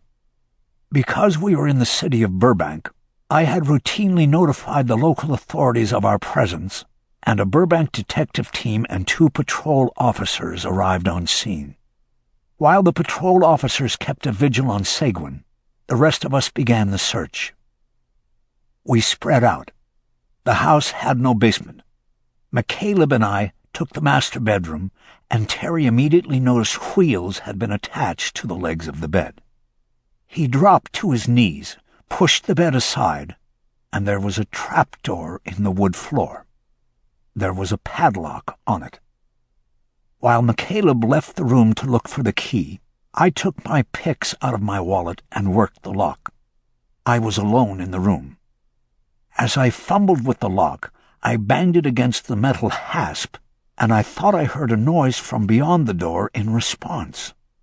It was far away and muffled, but to me it was the sound of terror in someone's voice. My insides seized with my own terror and hope. I worked the lock with all my skill, and in another 30 seconds it came open. "Got it, Terry, I got it!" McCaleb came rushing back into the room, and we pulled open the door, revealing a sheet of plywood below with finger latches at the 4 corners. We raised this next, and there beneath the floor was a young girl. She was blindfolded and gagged, and her hands were shackled behind her back. She was naked beneath a dirty pink blanket. But she was alive. She turned and pushed herself into the soundproofing padding that lined the coffin-like box. It was as if she were trying to get away. I realized then that she thought the opening of the door meant he was coming back to her. Seguin. "It's okay," McCaleb said. "We're here to help." McCaleb reached down into the box and gently touched her shoulder. She startled like an animal, but then calmed. McCaleb then lay down flat on the floor and reached into the box to start removing the blindfold and gag. "Harry, get an ambulance." I stood up and stepped back from the scene. I felt my chest growing tight, a clarity of thought coming over me. In all my years I had spoken for the dead many times. I had avenged the dead. I was at home with the dead. But I had never so clearly had a part in pulling someone away from the outstretched hands of death. And in that moment, I knew we had done just that. And I knew that whatever happened afterward and wherever my life took me, I would always have this moment, that it would be a light that could lead me out of the darkest of tunnels. "Harry, what are you doing? Get an ambulance." I looked at him. "Yeah, right away." I stepped closer to the bars and looked in at him. "You're running out of time. You've exhausted your appeals. You've got a governor who needs to show he's tough on crime. This is it, Victor. A week from today, you take the needle." I waited for a reaction, but there was nothing. He just looked at me and waited for what he knew I would ask. "Time to come clean. Tell me who she was. Tell me where you took her from." He moved closer to the bars, close enough for me to smell the decay in his breath. I didn't back away. "All these years, Bosch. All these years, and you still need to know. Why is that?" "I just need to." "You and McCaleb." "What about him?" "Oh, he came to see me, too." I knew McCaleb was out of the life. The job had taken his heart. He got a transplant, and last I'd heard he lived on a boat with a fishing line in the water. "When did he come?" "A few months ago. Dropped by for a chat. Said he was in the neighborhood. He wanted to know the same thing. Who was the girl? Where did she come from? He told me you even gave her a name back then, during the trial. Cielo Azul. That's really very pretty, Detective Bosch." "He told you that?" "Yes, standing right where you are standing." "Are you going to tell me or not?" He smiled and stepped back from the bars. He walked over to the chessboard and looked down at it as if he were considering a move. "You know, they used to let me keep a cat in here. I miss that cat." He picked up one of the game pieces, but then hesitated and returned it to the same spot. He turned and looked at me. "You know what I think? I think that you two can't stand the thought of that girl not having a name, not coming from a home with a mommy and a daddy and a little baby brother. The idea of no one caring and no one missing her, it leaves you hollow, doesn't it?" "I just want to close the case." "Oh, but it is closed. You're not here because of any case. You are here on your own. Admit it, Detective. Just as McCaleb came on his own. The idea of that pretty little girl, and by the way, if you thought she was beautiful in death, then you should have seen her before. The idea of her lying unclaimed in an unmarked grave all this time undercuts everything you do, doesn't it?" "It's a loose end. I don't like loose ends." "It's more than that, Detective. I know." I said nothing. I wanted to leave. The idea I had of getting him to tell me seemed absurd now. "If a tree falls in the forest and nobody hears it, does it make a sound?" He smiled broadly. "If a girl is murdered in the city and nobody cares, does it matter?" "I care." "Exactly." He came back to the bars. "And you need me to relieve you of that burden by giving you a name, a mommy and daddy who care." He was a foot away from me. I could reach through the bars and grab his throat if I wanted to. But that would have been what he wanted me to do. "Well, I won't release you, Detective. You put me in this cage, I put you in that one." He stepped back and pointed at me. I looked down and realized both my hands were tightly gripping the steel bars of the cage. My cage. I looked back up at him, and his smile was back, as guiltless as a baby's. "Funny, isn't it? I remember that day, 10 years ago today, sitting in the back of the car while you cops played hero. So full of yourselves for saving the girl. Bet you never thought it would come to this, did you? You saved one, but you lost the other." I lowered my head to the bars. "Seguin, you're going to burn. You are going to hell." "Yes, I suppose so. But I hear it's a dry heat." He laughed loudly, and I looked at him. "Don't you know, Detective, you have to believe in heaven to believe in hell." I abruptly turned from the bars and headed back toward the steel door. Above it I saw the mounted camera. I made an open-the-door gesture with my hand and picked up my speed as I got closer. I needed to get out of there. I heard Seguin's voice echoing off the walls behind me. "I'll keep her close, Bosch. I'll keep her right here with me. Eternally together. Eternally mine." When I got to the steel door, I hit it with both fists until I heard the electronic lock snap, and the guard began to slide it open. "All right, man, all right, what's the hurry?" "Just get me out of here," I said as I pushed past him. I could still hear Seguin's voice echoing from the death house as I crossed back across the open field.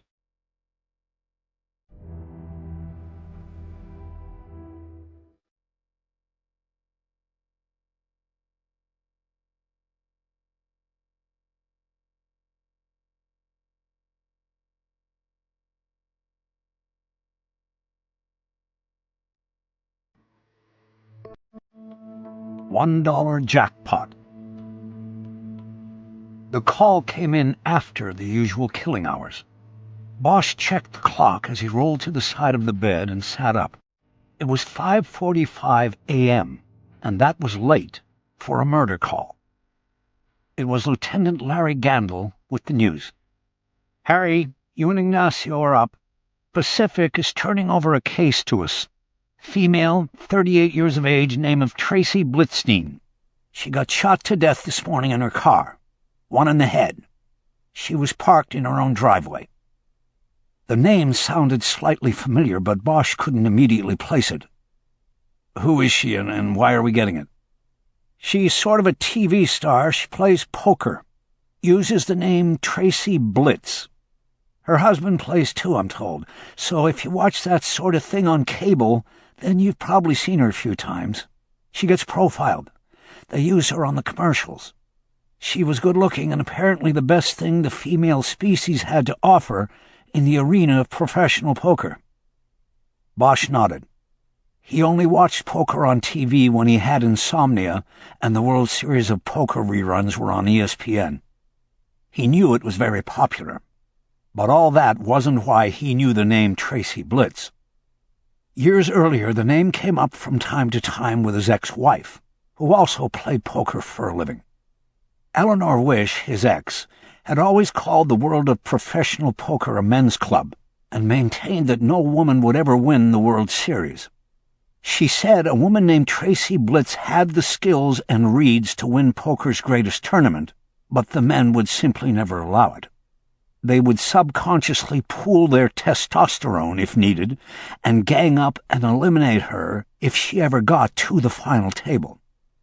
It was about dominance of the species, Eleanor Wish said. Now Tracy Blitz would never get the chance to win the big one. She had been eliminated from competition in a different and more permanent manner. Bosch asked Gandil for the location of the crime scene and was given an address in Venice on the canals. "What else, Lieutenant?" Bosch asked. "We got any witnesses?" "Not yet. We're not even an hour into this. I'm told the husband was home asleep. He woke up and came out and found her in the car. he saw no suspect or getaway vehicle. Where is the husband? I told them to take him downtown to Parker Center. Who is he? You said he's a player too? Yeah, just not the same level as his wife. His name is David Blitzstein. Bosch thought about things, his mind becoming sharper as he left sleep behind and concentrated on what he was being told. Is it just going to be me and Ignacio? He asked, referring to his partner. You guys are lead. I'll bring in Reggie Sawyer, and he can coordinate from Parker Center and babysit the husband till you get in there. You also have the Pacific team for as long as you need them.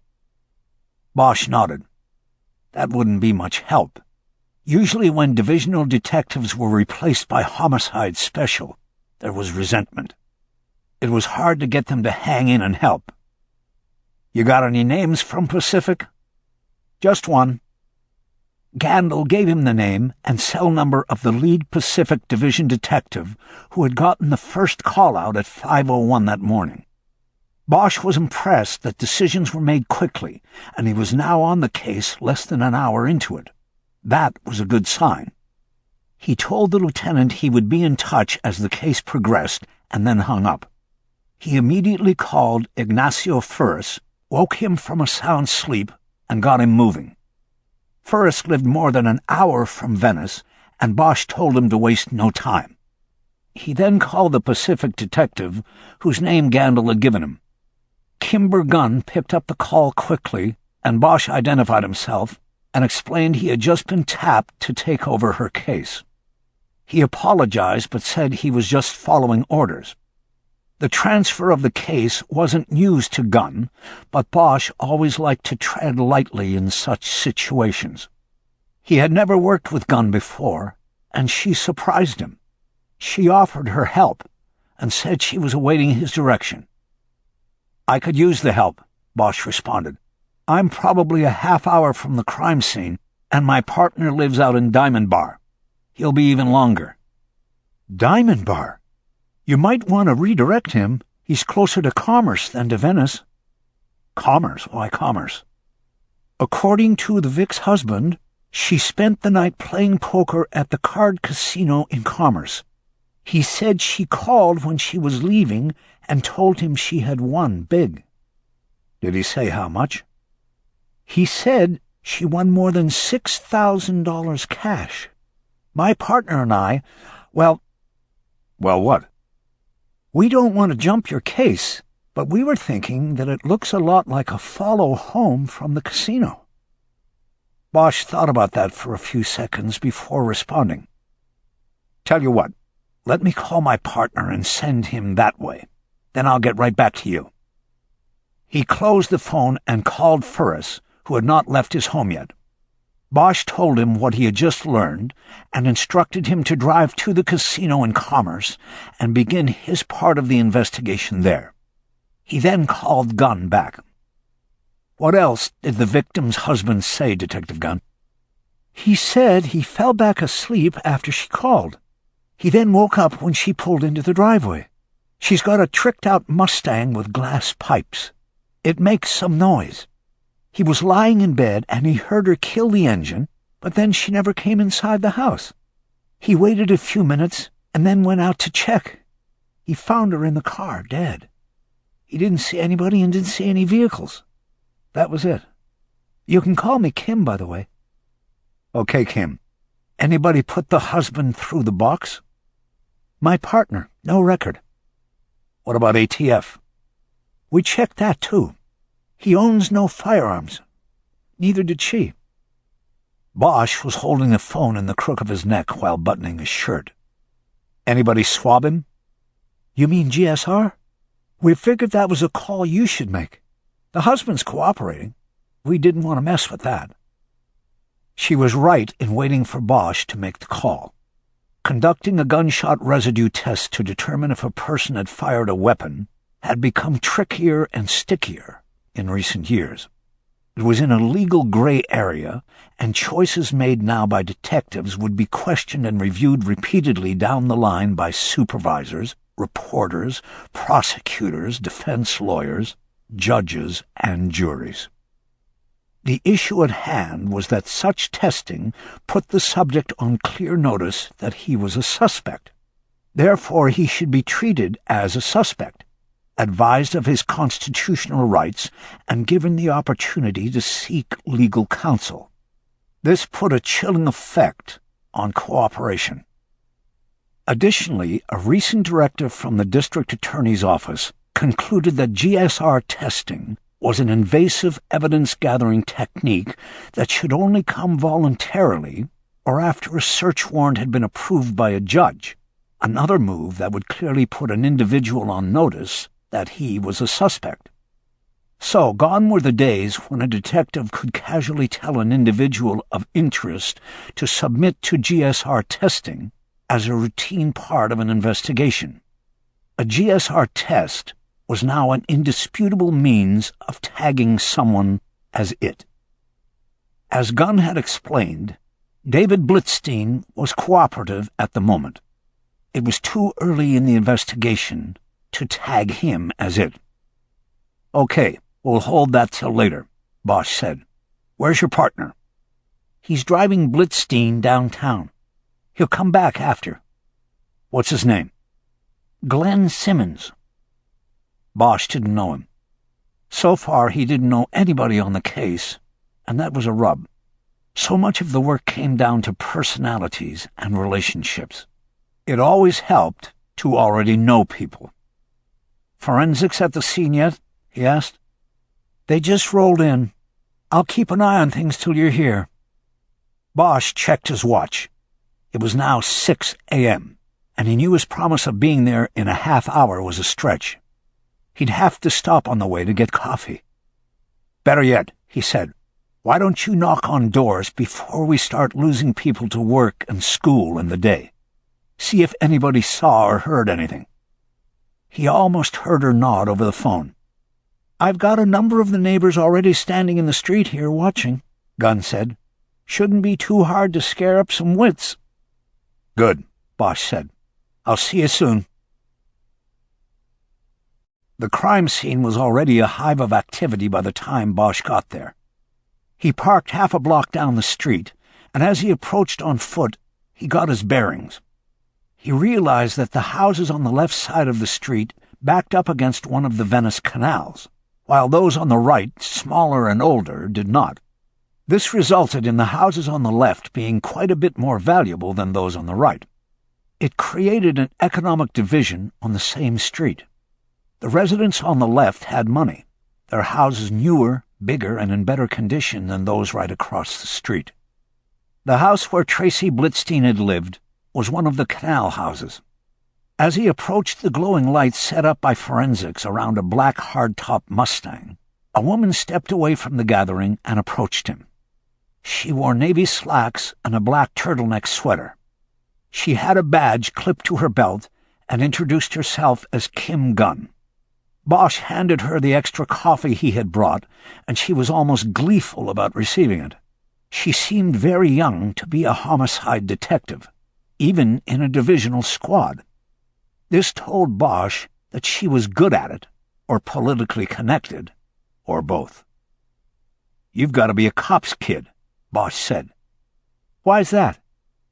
"I was told your full name is Kimber Gunn. Only a cop would name a kid that." She smiled and nodded. Kimber was the name of a company that manufactured firearms, in particular the tactical pistols used by specialty squads in law enforcement. "You got me," she said. "My father was an LAPD SWAT in the 70s, but I got it better than he did. His name is Tommy Gunn." Bosch nodded. He remembered the name from when he first came on the department and was in patrol. "I heard of him back then. I didn't know him, though."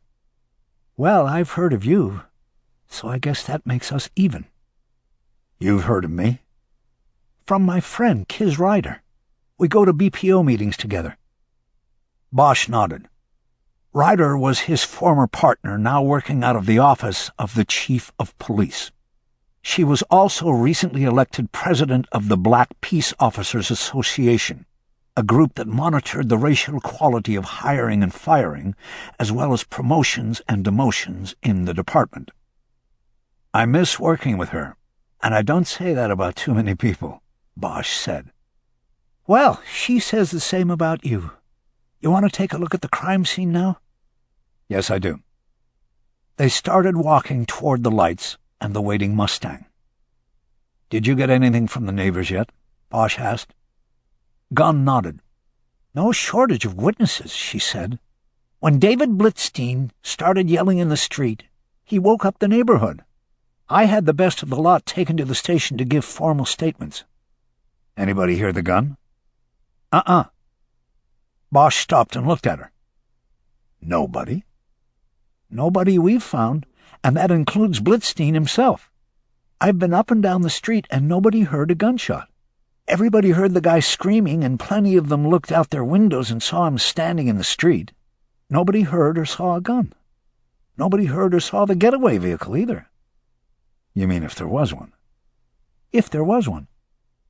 Bosch started back toward the Mustang, but then stopped again. What was your take on the husband? He asked. Like I said, he's been nothing but cooperative so far. You thinking the husband? At the moment, I'm thinking everybody. What was this guy wearing when he was in the middle of the street yelling for help? Blue jeans. No shirt, no shoes. Any blood on him? Not that I saw. Bosch's phone buzzed. It was his partner. Harry, I've been talking to the manager of the card room. He said Tracy Blitz won a lot of money last night. How much is a lot? She cashed in $6,400 in chips. That jibed with what David Blitzstein had told Kimber Gunn. Do they have cameras in the parking lot? Bosch asked. Hold on. Ferris put his hand over the phone, and Bosch heard a muffled back-and-forth conversation. Then Ferris came back on the line. There are cameras, Ferris reported. He's going to let me see if she was followed out of the lot. Good, let me know. Bosch hung up. That was my partner at the casino, he told Gunn. He confirmed she won $6,400 last night. He'll check the cameras to see if she was followed when she left. Gunn nodded. Let's go take a look at the victim, Bosch said. Bosch silently studied the murder scene for several minutes, trying to take in the nuances of motivation. Tracy Blitzstein had a contact wound on the left side of her head just above the ear. There was an explosive exit wound encompassing much of her upper right cheek. Her body sat behind the steering wheel of the Mustang, held in place by the seat belt and shoulder strap. She was killed before she had made a move to get out of the car. Her small clutch purse was lying unzipped on her lap. Her head was turned slightly to the right and down, her chin on her chest. There were blood spatter and brain material on the dashboard, steering wheel, and passenger seat and door. But little blood had dripped from the wounds down onto her clothes or purse. Death had come instantly, the heart getting no chance to pump blood from the wounds. Bosch noted that the Mustang's windows were all intact. He believed that this meant that the fatal shot had been fired through the driver's open door. Bosch drove a Mustang himself. He knew that when the car's transmission was placed in drive, the doors automatically locked. This meant that the shooter didn't open the door. The victim did. She had likely stopped the car, killed the engine, and then opened the door to get out before taking off the seatbelt. It was when she opened the door that the killer approached, most likely from behind the car, and fired the fatal shot into her brain from a position slightly behind her. She probably never saw her killer or knew what was coming. Bosch noticed a yellow evidence marker on the passenger side door. There was a padded armrest with a hole in it. The yellow tags were used to mark locations of ballistic evidence. He knew that the slug that had killed Tracy Blitzstein had been stopped by the car door. Bosch saw another yellow marker on the front hood of the car. It marked the location of a bullet casing that had been found in the crack between the hood and the car's front right fender. It was most likely the shell ejected from the killer's gun. Bullet casings were usually ejected from the gun's chamber in an arc to the right rear of the weapon. This was by design, because almost all automatics were manufactured for right-handed shooters, and a right rear ejection arc would take the casing away from the shooter. But a shell could easily be redirected forward after rebounding off another object, and if a left-hander was firing the weapon, that object could be the shooter himself. Bosch was left-handed and had personal experience with this. One time a red-hot shell had hit him in the eye after being ejected during range practice. He knew that depending on the shooter's stance and how the weapon was held, there was a possibility in this case that the ejected shell hit the shooter and then caromed forward, perhaps to land on the front hood of the car the killer had just fired into. Bosch nodded to himself. He had a hunch that he was looking for a left-handed gun. "What is it?" Gunn asked. "Nothing yet. Just a theory." An assistant coroner named Puneet Pram was working the scene along with a forensics team from the LAPD's Scientific Investigation Division. While some coroners kept up a running commentary of what they were doing and seeing at a crime scene, Pram was a very quiet worker. Bosch had been at murder scenes with him before and knew that he would not be getting a lot from him until the autopsy. Donald Dusain, the head of the forensics team, was another matter. He was a known character in the department, known by a variety of nicknames, ranging from Donald Duck to D Squared. He was usually overly forthcoming, to the point of bending facts into theory and confusing his role at a crime scene. Bosch had worked with him as well and knew he would have to rein him in and keep him on point. And it wasn't long into Dusain's initial briefing that Bosch had to do just that. "Couple things first," Dusain said. "The contact wound to the head. Neat and very clean. Too clean if you ask me." "All right then, I'm asking you," Bosch said. "What do you mean by too clean?" "Well, Harry, I've seen a lot of these in my time, and this has the look of a hitter's work. I'm talking about a contract killer. You have the illicit world of gambling and money in which this victim traversed, and then a hit like this, and it all adds—" "Hold on a second there, Double D.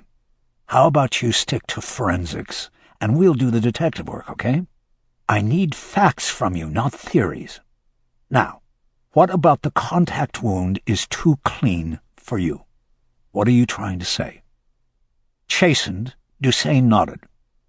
"The burn pattern is too small," he said. "You see, normally you put the muzzle up to the side of somebody's head and pull the trigger. You get a 3 to 5 inch burn in the hair and on the skin. The hot gases coming out of the barrel spread and burn. You follow?" "We follow," Bosch said. "Okay, well, we've got no burn here. We've got a contact wound, but we've got no burn. No gases, and you know what that means." Bosch nodded. He did know. It meant that the weapon used to kill Tracy Blitzstein was likely equipped with a sound suppressor, a silencer, that would have rechanneled the sound of the shot. In doing so, it would have rechanneled the explosion of hot gases as well. It would have sent them backward through the baffles of the snap-on device toward the shooter, leaving the victim's hair unburned except in the immediate area of the wound. It would explain why none of the witnesses heard the shot, Bosch said. Dusain nodded. "What are you saying? The shooter used a silencer?" Gunn asked. "That's what I'm saying," Dusain said. He gestured toward the body. "There is no burn. This is a contact wound with no burn. I'm telling you, the shooter used a suppressor." Bosch nodded. He decided it might be best to move on to the rest of the review. "Okay," he said, "let's talk about ballistics." Dusain nodded, ready to move on. "We got lucky there," he said. "The slug impacted in the padding of the door, and we recovered it in good shape. We also have the casing recovered from the front of the vehicle, a .40 caliber Federal. Between the slug and the shell, we will be able to match it to a weapon. You just need to find the weapon." Bosch nodded. "I'm wondering how the shell ended up on the front hood," he said. "That's a good question," Dusain said. "You want to hear my theory?" "How about I tell you mine?" Bosch moved to the open door of the Mustang and reached in with his left hand, stopping a half-foot from the victim's head. "I'm thinking the shooter was possibly left-handed.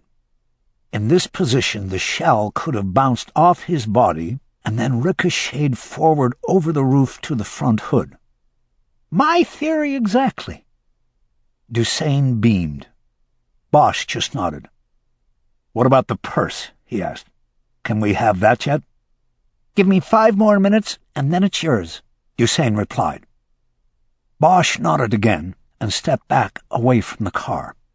He signaled Gunn outside the grouping so they could confer privately. "Tell me again what the witnesses said about the husband when they saw him in the street." "They said he was in the middle of the street, screaming for help, yelling things like 'call the cops' and 'call for an ambulance.' The man who lives across the street was the next on scene and checked on the victim. He saw that there was no hope and took the husband back over to his place. He was sitting on the porch with him when police arrived on scene." Gunn pointed across the street to the old craftsman with a porch running its entire length. "The neighbor gave him some clothes, too," she added. "A T-shirt and a pair of sandals. Blitzstein never went back into his own house before we shipped him downtown." "Okay, good. Let's just make sure nobody goes into the house until we get a search warrant." He looked around the crime scene. Gunn took a step closer and spoke in a lower voice. "You really like him for this, don't you, the husband? I wish I knew what I was missing." Bosch shook his head. "I don't know. You're probably not missing anything. Things just don't seem right to me. Do you know if David Blitzstein is left-handed or right-handed?" "I don't know. Do you want me to call my partner? He's probably still delivering him. He could ask." "No, that would tip him off. Let that go for now. Until we—" He didn't finish. Until we what? He didn't know yet. "What doesn't seem right about the scene?" Gunn said, pressing him. "Teach me something." "Just a feeling, that's all. The door was locked on that car when she pulled in. I know, I have a Mustang, and the doors automatically lock." "Okay, it was locked. But she opened it." Bosch shook his head. "That's what I don't see. I know this kind of woman. I was married to one. Someone like her, somebody who moves in a man's world, somebody who plays cards all night and wins big. Somebody who knows the dangers that comes with all of that. I don't see her swinging that door open before she takes off the seatbelt. She wouldn't open that door until she was ready to move." Gunn digested Bosch's ramble and nodded. "But she would open it for someone she trusted," she said. Bosch pointed a finger at her like a gun and nodded his head. "Only one problem with that scenario," she said. "Where's the gun? I've got about a dozen witnesses who saw Blitzstein in the middle of the street in his blue jeans and nothing else." Bosch was ready for that argument. The gun could be anywhere. It could be in the house or the canal behind the house. It doesn't matter because the gun and the gunshot do not set the time of the killing. The witnesses didn't look out their windows because they heard a shot. They looked because Blitzstein was out there screaming in the street.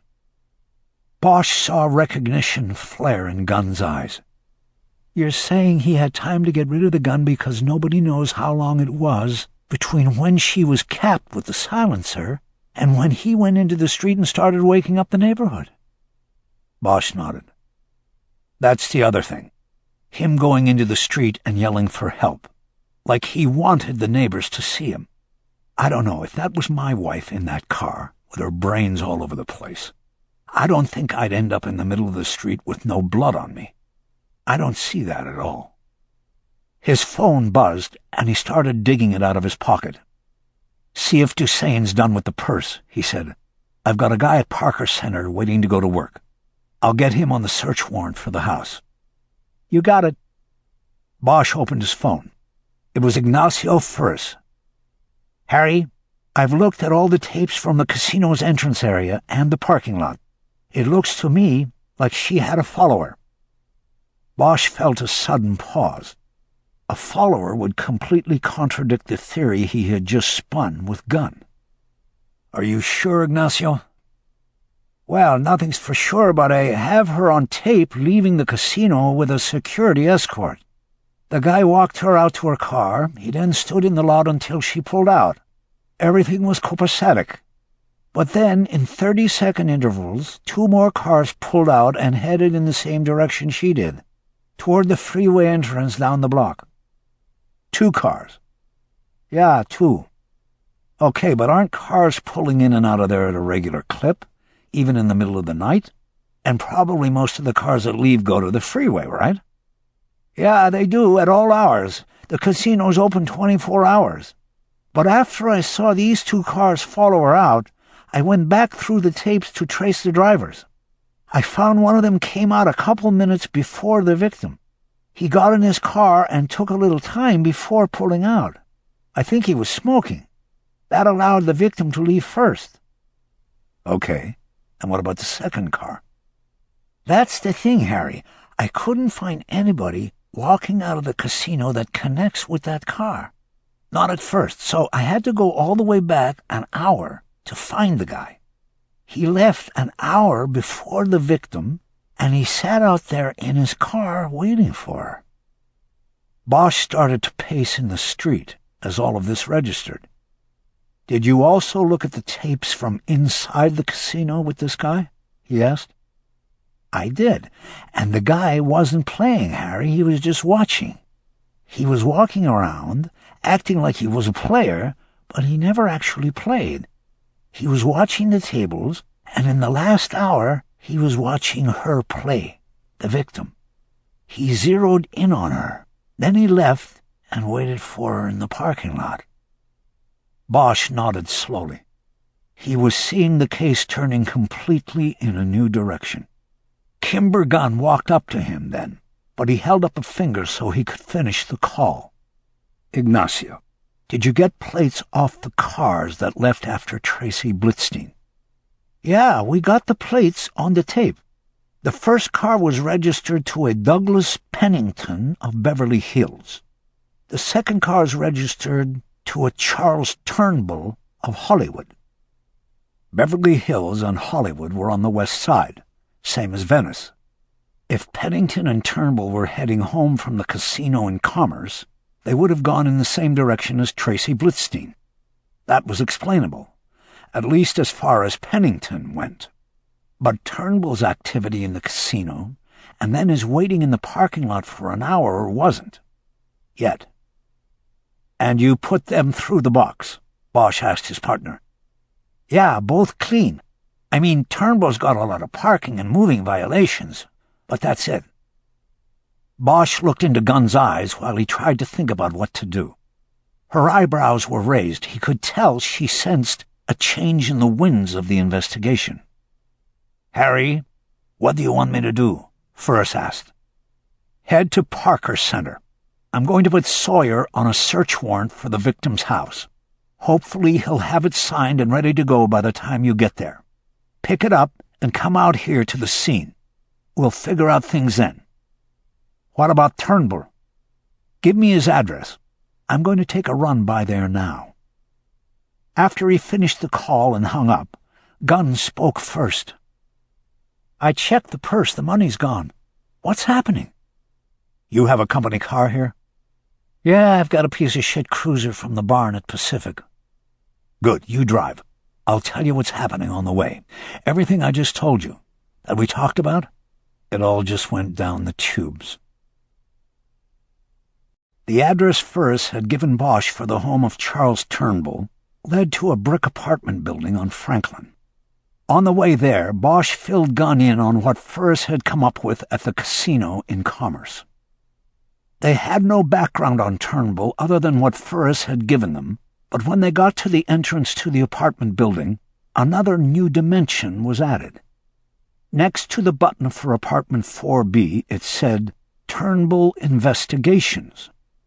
Before pushing the button, Bosch called Jim Sawyer at Parker Center and asked him to run the name Charles Turnbull through the state corporations and licensing computer. A few minutes later, he hung up. "He's held a PI license for 16 years, he told Gunn. Before that, he was a Santa Monica cop. Bosch pushed the button next to Turnbull Investigations. After getting no response, he pushed it 2 more times, each time longer than the time before. He had opened his phone again and was asking directory assistants for a number for Turnbull when a sleepy and annoyed voice sounded from the speaker above the entrance buttons. "What is it?" Bosch stepped closer to the speaker. "Mr. Turnbull?" "What? It's 8 o'clock in the morning." "LAPD, Mr. Turnbull, we need to speak to you." "About what?" "It's an emergency situation, sir, involving one of your clients. Can we come up?" "Which client?" "Can we come up?" There was no response for 5 seconds, and then there was a buzzing sound, and the entrance door was electronically unlocked. They took the elevator up to the 4th floor, and on the way Bosch unsnapped the safety strap on his holster. Gunn did the same. "That a Kimber?" Bosch asked. "Yeah, the Ultra Carry." Bosch nodded. It was the same weapon he carried. "Good gun. Never jams." "I hope we don't have to find out." When they stepped out of the elevator, there was a man standing in the hallway in blue jeans and a white T-shirt. He wore a ragged bathrobe over the ensemble, which hid much of his belt line and anything he might have hidden in it. He was in bare feet, and his dark brown hair was sticking straight up on one side. He had been asleep. "Turnbull?" Bosch asked, while using his right hand to show the man his badge. "What's this about?" the man asked. "Not in the hallway. Can we come in, Mr. Turnbull?" "Whatever." He pointed them toward the open door to apartment B, but Bosch signaled him to go in first. Bosch wanted to keep Turnbull in front of him and in sight at all times. "Have a seat if you can find a spot," Turnbull said as they entered. "Coffee?" "I could use some," Bosch said. "Thank you," said Gunn. They both remained standing. The apartment had furnishings of a contemporary design, but it was cluttered with Turnbull's work. There were files stacked on the coffee table and spread on a couch. It was clear that the living room was the nexus of his practice. Bosch followed him to the kitchen alcove, again so he could keep a visual on him. Turnbull spoke as he filled a glass coffee pot with water. "Which client is in the shit?" Turnbull asked. "What do you mean?" "You said there was an emergency. So which client is in the shit?" Bosch decided to roll with things. "David Blitzstein," he said. Turnbull was about to pour the water into the coffee brewer, but paused with the glass pot held above it. He shook his head. "Don't know that name," he said. "Not my client." "Really? You were working for him last night," Bosch said. Turnbull smiled. "You've got your facts wrong, Detective." Turnbull poured the water into the brewer and set the glass pot underneath it. "You own a weapon, Mr. Turnbull? You know I can find out with one phone call." "You probably already have. Yes, I own a weapon, but I almost never carry it. It's ancient, from my days with the cops. A .38 caliber Smith & Wesson, a wheel gun. No cop would use one today. A revolver, no ejection of shells. It was the wrong caliber and wrong kind of gun for the Blitzstein killing. We'll check to make sure. You want to show it to me?" Turnbull leaned back against a counter in the kitchen and folded his arms in a gesture of frustration. "Sure, I'll show it to you. Just as soon as the bank down the street opens up at 9 because it's in a safe deposit box. Like I told you, I rarely use the thing. Now, you guys are either seriously running down the wrong alley, or I am missing something right in front of my face. I don't know any David Blitzstein. I don't know what you're talking about." Bosch instinctively believed him. He also believed that something was wrong. They were indeed down the wrong alley. He decided to try the direct approach. "All right, let's stop dancing. You were at the casino in Commerce last night. Why?" Turnbull raised his eyebrows. It was the first thing that made sense to him. "I was working, but not for or against David Blitzstein." "Then let's start with who hired you." "A lawyer named Robert Suggs. I do a lot of work for him. He's a divorce lawyer." "All right, then, what were you doing?" "I was watching an individual for another individual, a client of Bob Suggs." Bosch nodded that he understood. "Mr. Turnbull, I think we have made a mistake here, but we need to be sure. The individual you were watching, what was his name?" "I would have to call Suggs before I could reveal that." "Was it Douglas Pennington of Brentwood?" Bosch saw the tell in Turnbull's eyes. The name was familiar to him. "I can't say," Turnbull said.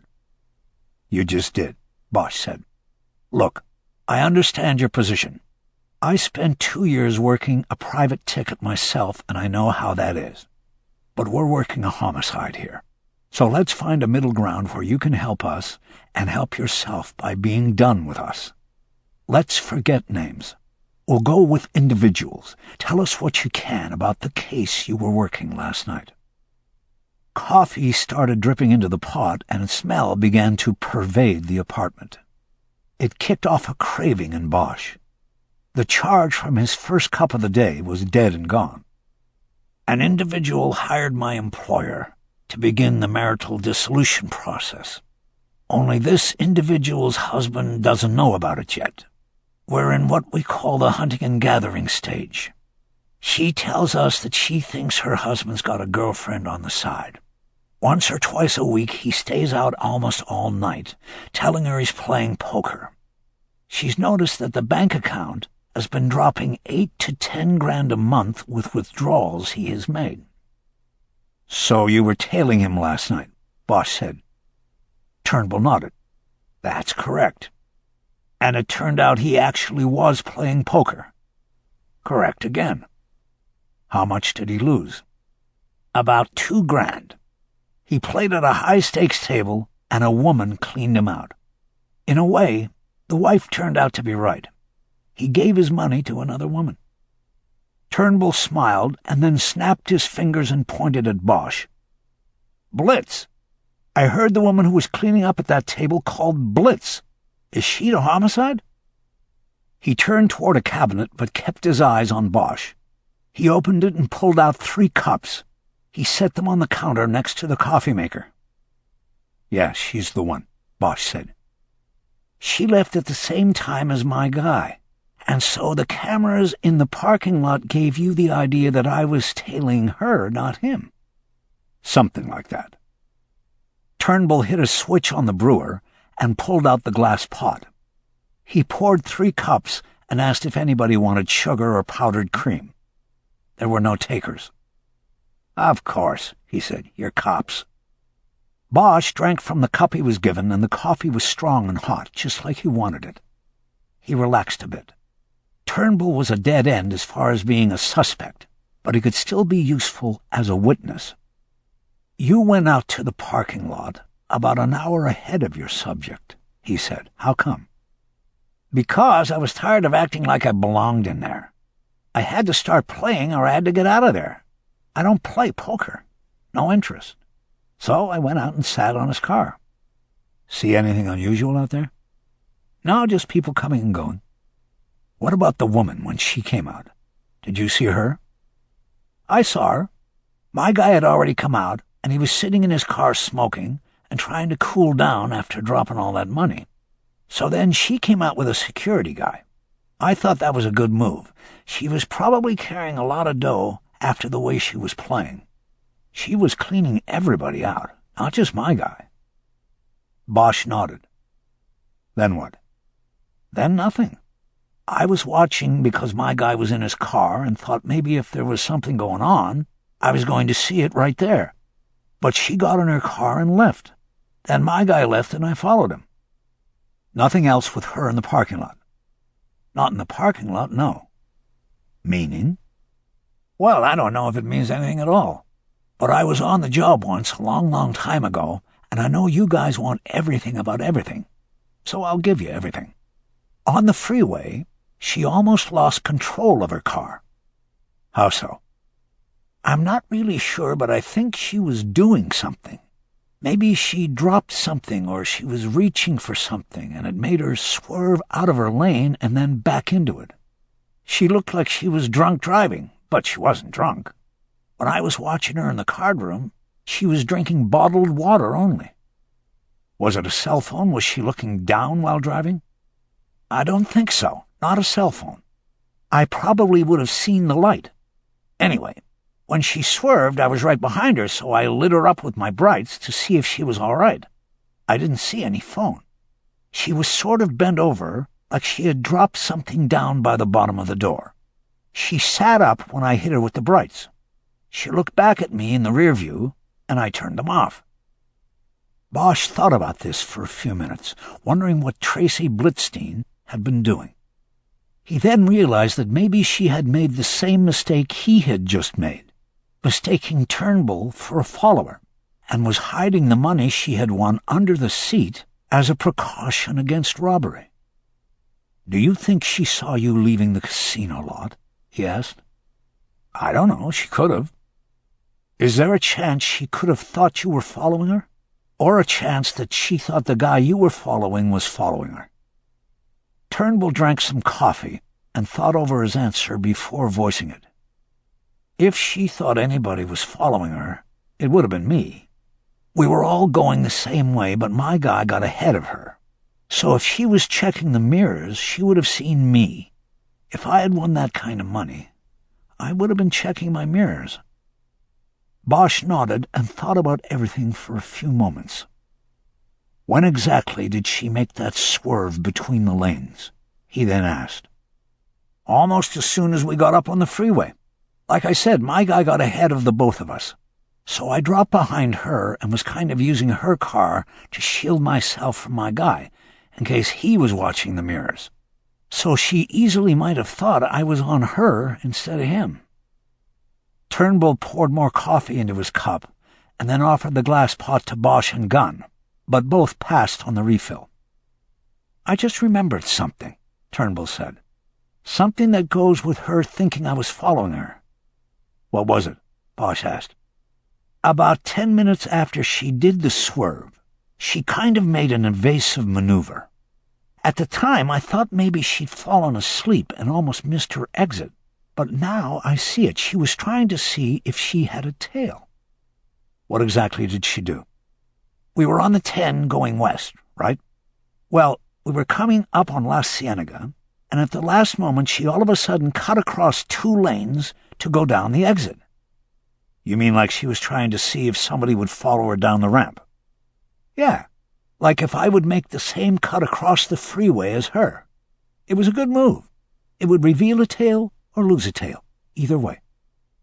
Bosch nodded and looked at Gunn to see if she had anything to add or ask, but she remained silent. "Did you see her again after that?" Bosch asked. "No, not after that," Turnbull said. "She was gone in the night." In more ways than one, Bosch thought. He ended the interview. He needed to get away from Turnbull to make a call. "Mr. Turnbull, we're sorry to have gotten you up after you worked all night," he said, "but you have helped us, and we appreciate it." Turnbull raised his hands like his efforts were minimal. "I'm just glad I'm no longer a suspect," Turnbull said. "Good luck catching the bad guy." Bosch put his empty cup on the counter. "Thanks for the coffee, too." Bosch pulled his phone as soon as they were out of the building and heading back to the car. He called his partner. "It's me," he said. "Are you at the scene yet?" "Just got here. I've got the search warrant for the house." "Good, but before you go in, I want you to get with Dusain, the forensics guy." "Okay." "Tell him to pull the interior of the Mustang apart if he has to, but I think the missing money is still in it somewhere." "You mean it wasn't a follow-home?" "I don't know what it was yet, But when she was driving home, I think she thought she was being followed. I think she hid the money in the car somewhere within reach while driving. Maybe just under the seat, but I would assume Dessain already looked there. Okay, I'm on it. Call me back if you get something. Bosch closed the phone. He didn't speak until they were back in her car. I think we're back to the husband, he said. What Turnbull told us reinforces the theory. If she was scared or thought she might have been followed, she wouldn't have swung the door open until she was ready to make a quick move to the house. She thought it was safe. Gunn nodded. I forgot to tell you something about the purse, she said. The victim's purse? What about it? She had a small can of pepper spray in it. She never took it out. Bosch thought about this for a moment and saw how it fit with the current theory.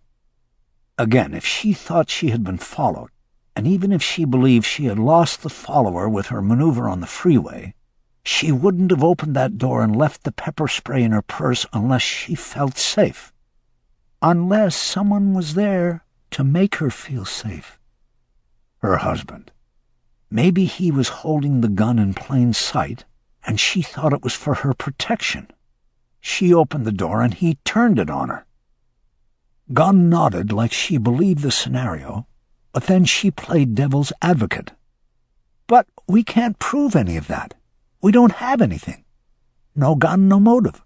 Even if we find the money in the car, it's not going to matter. It doesn't preclude a follow home, and we won't be able to charge him. Then it's an 8x8 case. What's that mean? It means it's going to come down to what happens in that 8x8 room at Parker Center. We go talk to him and wait for him to make a mistake. He's a professional poker player, remember? Yeah, I remember. It took them half an hour to get from Hollywood to Parker Center downtown because of the morning rush hour. In the third-floor robbery homicide division office, Bosch watched David Blitzstein through one-way glass for 5 minutes as he readied himself for the interview. Blitzstein didn't look like a man mourning the murder of his wife. He reminded Bosch more of a caged tiger. He was pacing.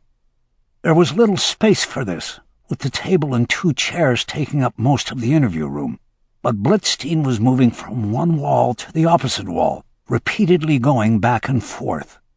Each time his pattern brought him within inches of the one-way glass, mirrored on his side, and each time that he stared into his own eyes, he was also unknowingly staring into Bosch's eyes on the other side. Okay, Bosch finally said, I'm ready. He handed his cell phone to Gunn. Keep this. If my partner calls with news, come in and say the captain's on the phone. Got it. They went into the detective bureau, and Bosch filled 2 foam cups with coffee.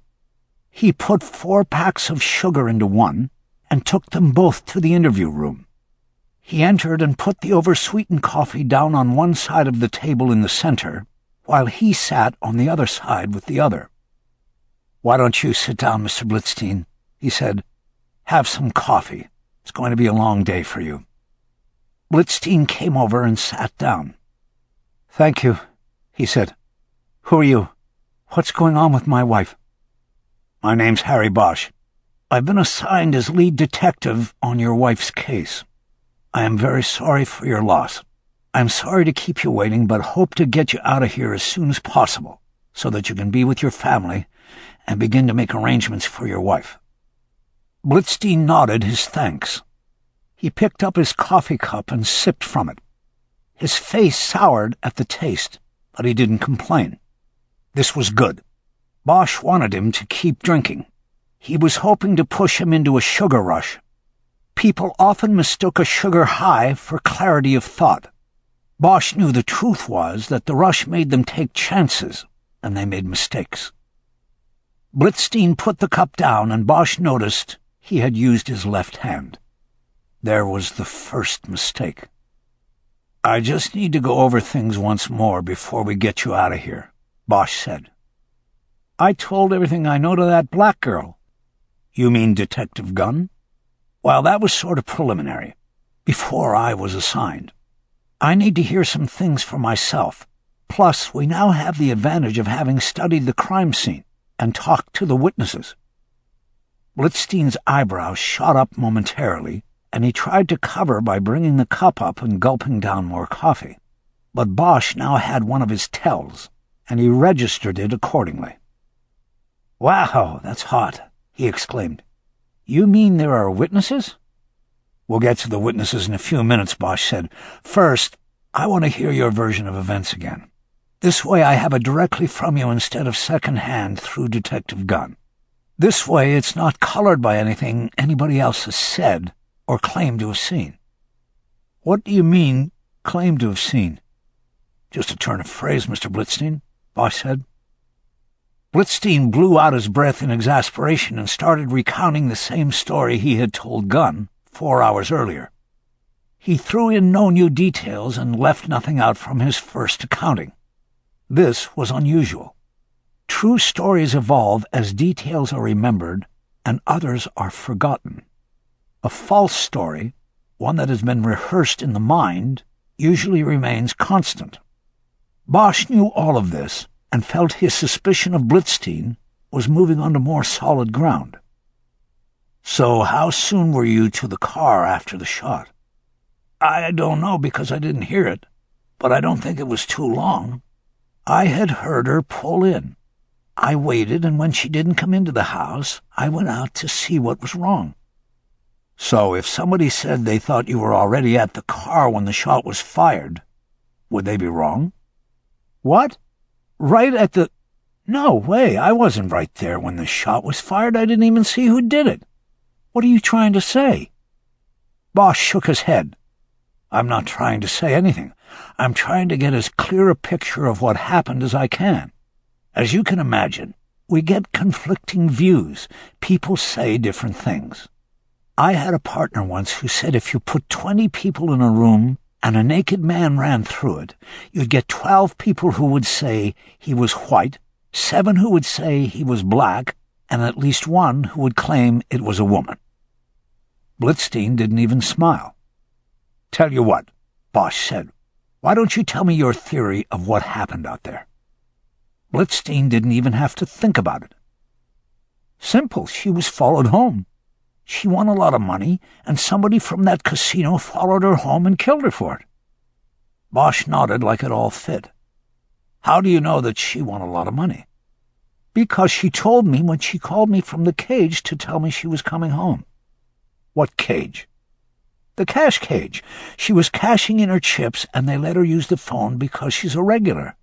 She forgot her cell phone last night. She called me and said she was driving home." "Was she scared carrying all of that cash?" "Not really. She won more often than she lost, and you to take precautions." "Did she carry a weapon?" "No. Actually, I think she had a little can of mace in her purse." Bosch nodded. "We found that. But that's it? Just the pepper spray?" "As far as I know." "Okay. And what about you? Did you play down there? Did you ever go with her?"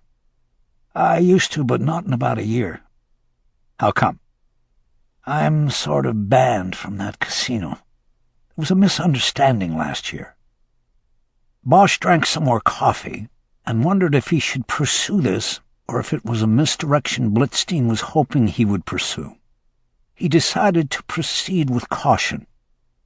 "What was the misunderstanding?" It's got nothing to do with this." "If it has to do with that cardroom in Commerce, then it does have something to do with this. If you want to help me find your wife's killer, then you have to answer my questions and let me decide what matters and what is important. What was the misunderstanding?" "All right, I'll tell you if you have to know. They accused me of cheating, and there's nothing I could do to defend myself. I wasn't cheating, and it's their interpretation against my word. End of story. They kicked me out and won't let me back in. Banned for life." "But they didn't have a problem with your wife still coming." Blitzstein shook his head angrily. "Of course not. She's a draw, man. She brings business in over there." When she's playing, you get all these guys coming out of the woodwork to play against the girl from the World Series and the ESPN commercials. They all want to kick her ass. It's a guy thing. It's like marking their turf, coming in her face. It's the same with all the women on the tour. Bosch was silent for a moment. This was no misdirection by Blitzstein. Bosch was beginning to see at least part of the motivation for murder. Blitzstein knew that if the murder of his wife, a well-liked and well-known player, was attributed to a follow home from the casino in Commerce, then the card room would take a major public relations hit that could impact its business and reputation. As if on cue to these thoughts, Blitzstein's bile boiled up and added further to Bosch's understanding of the crime. "You know what?" he said. "If this thing turns out that somebody followed her home, I'm going to sue their asses over there. It will be the biggest goddamn jackpot I ever rake in."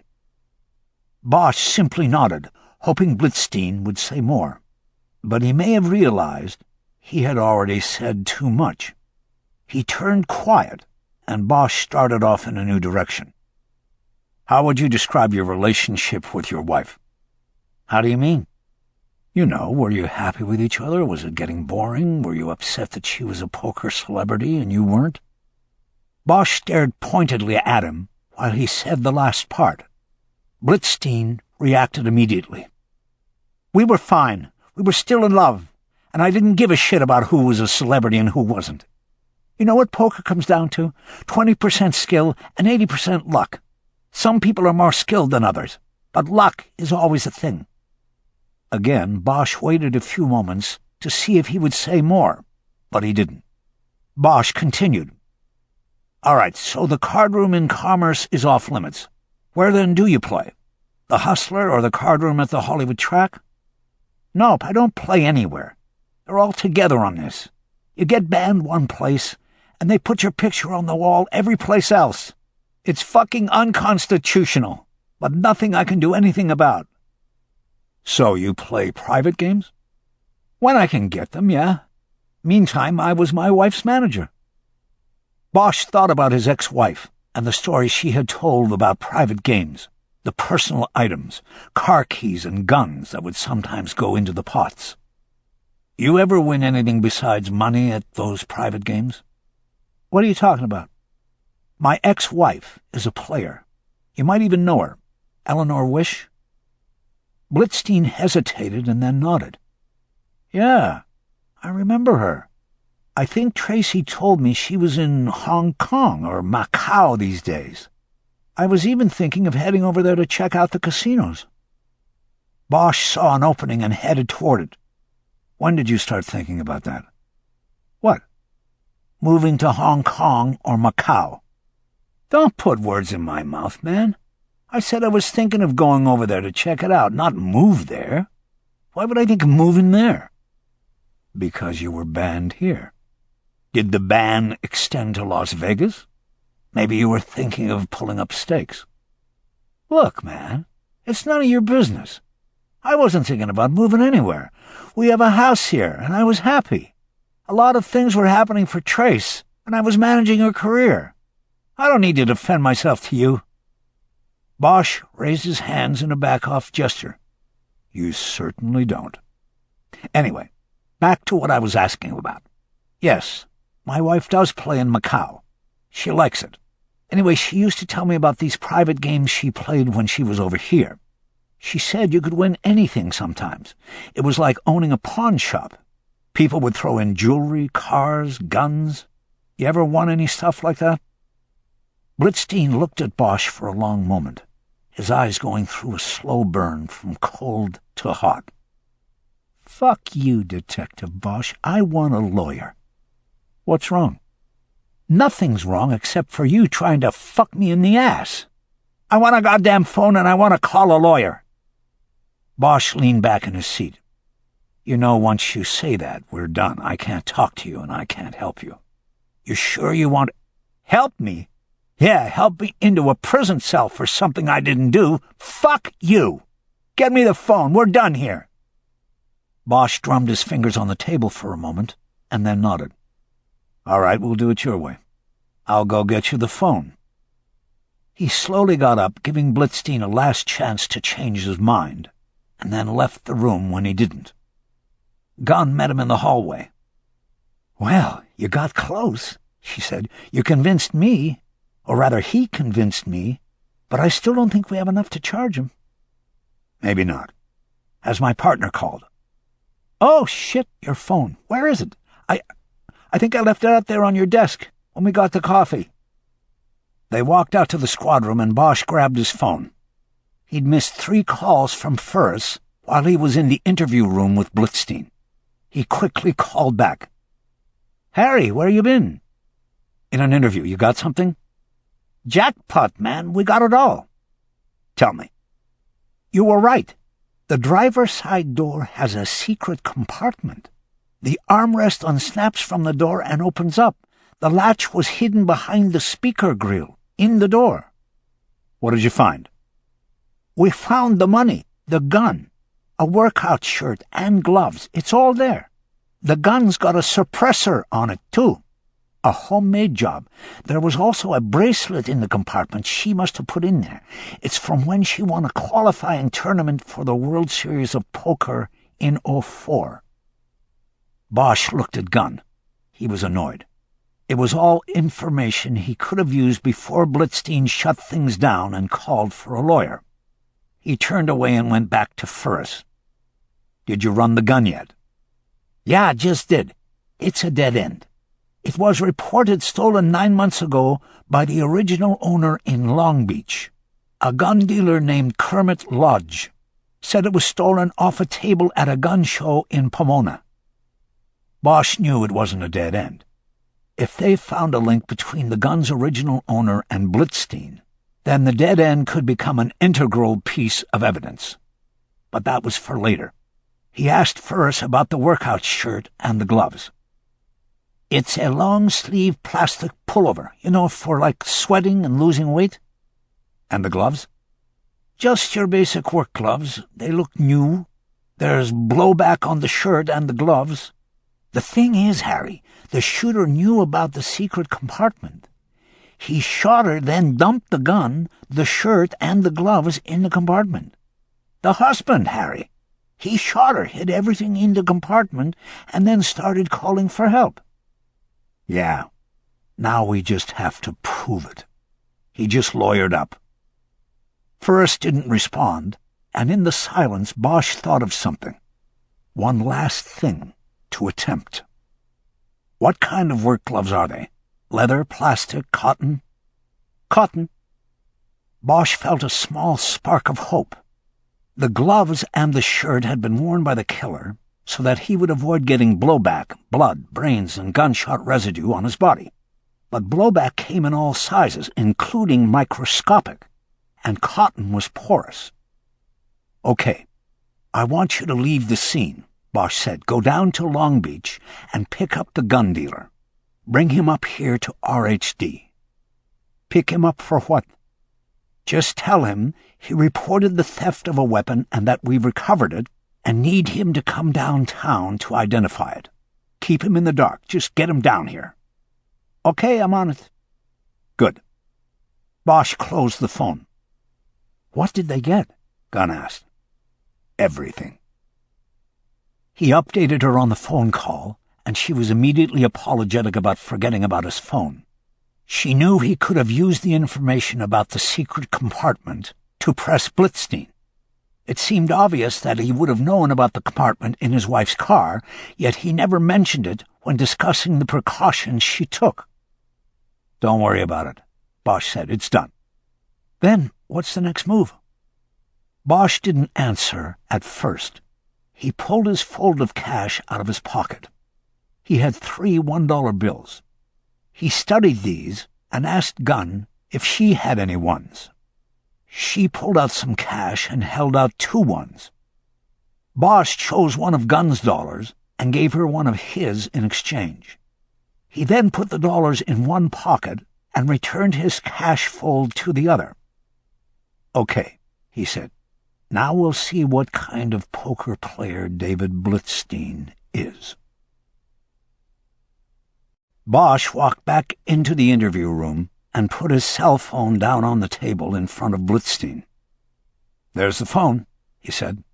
"But since you are calling an attorney, I need to read you your constitutional rights and make sure you have a full understanding of them. It's procedure." "Then let's get it on," Blitzstein said. "I want to make the call." Bosch pulled out a business card and sat down at the interview table across from Blitzstein. The card had the rights advisory on the back side.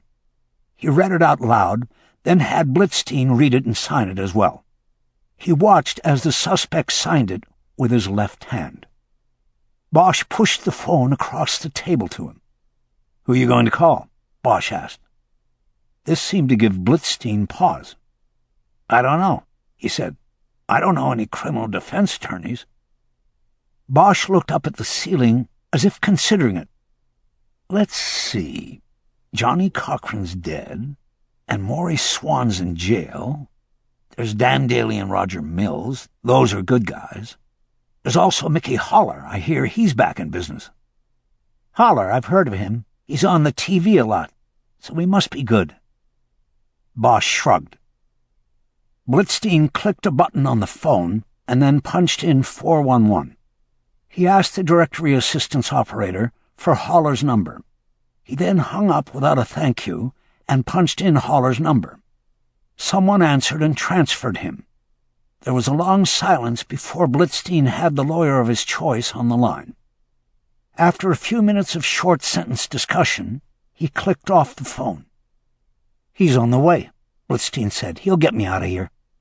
"That shows a lot of confidence in somebody you've never met," Bosch said. "I have to have confidence in somebody.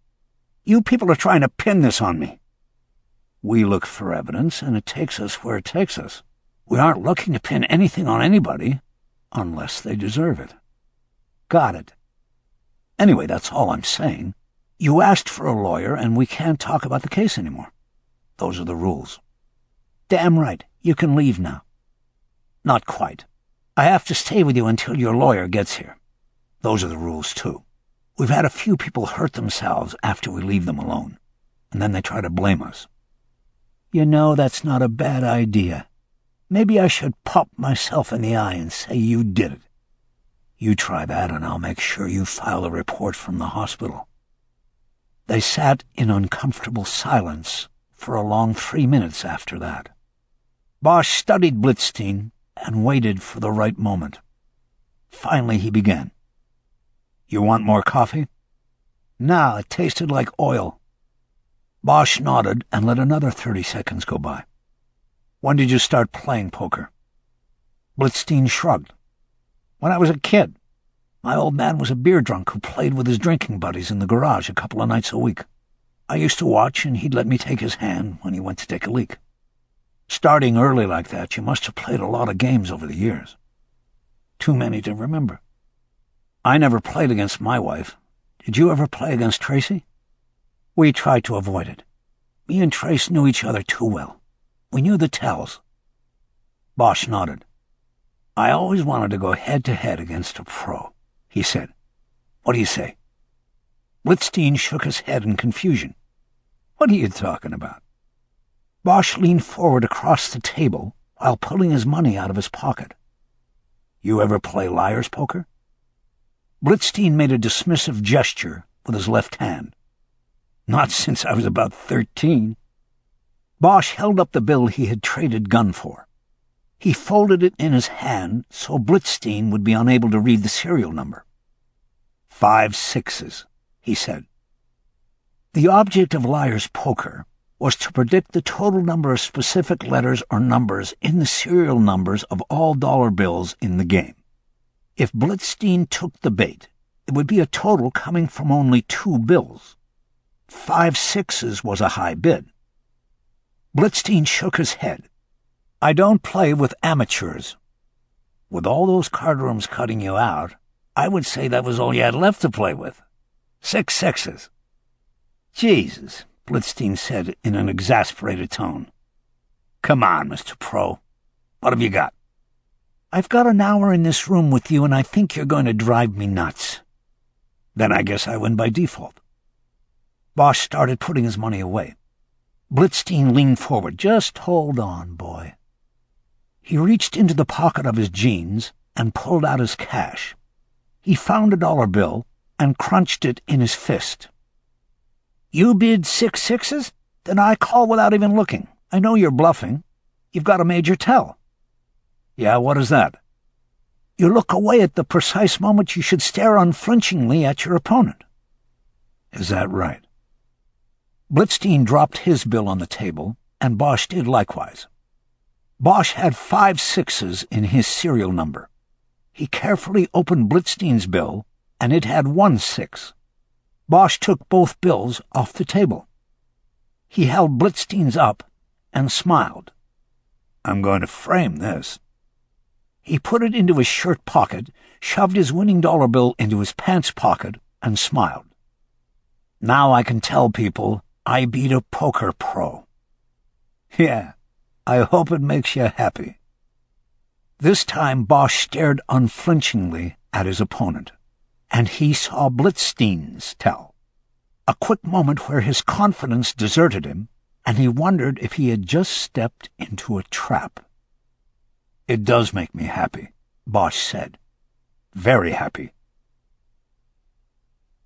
Bosch and Gunn walked into the forensics lab on the 4th floor and asked the counterwoman if a lab rat named Ronald Cantor was working.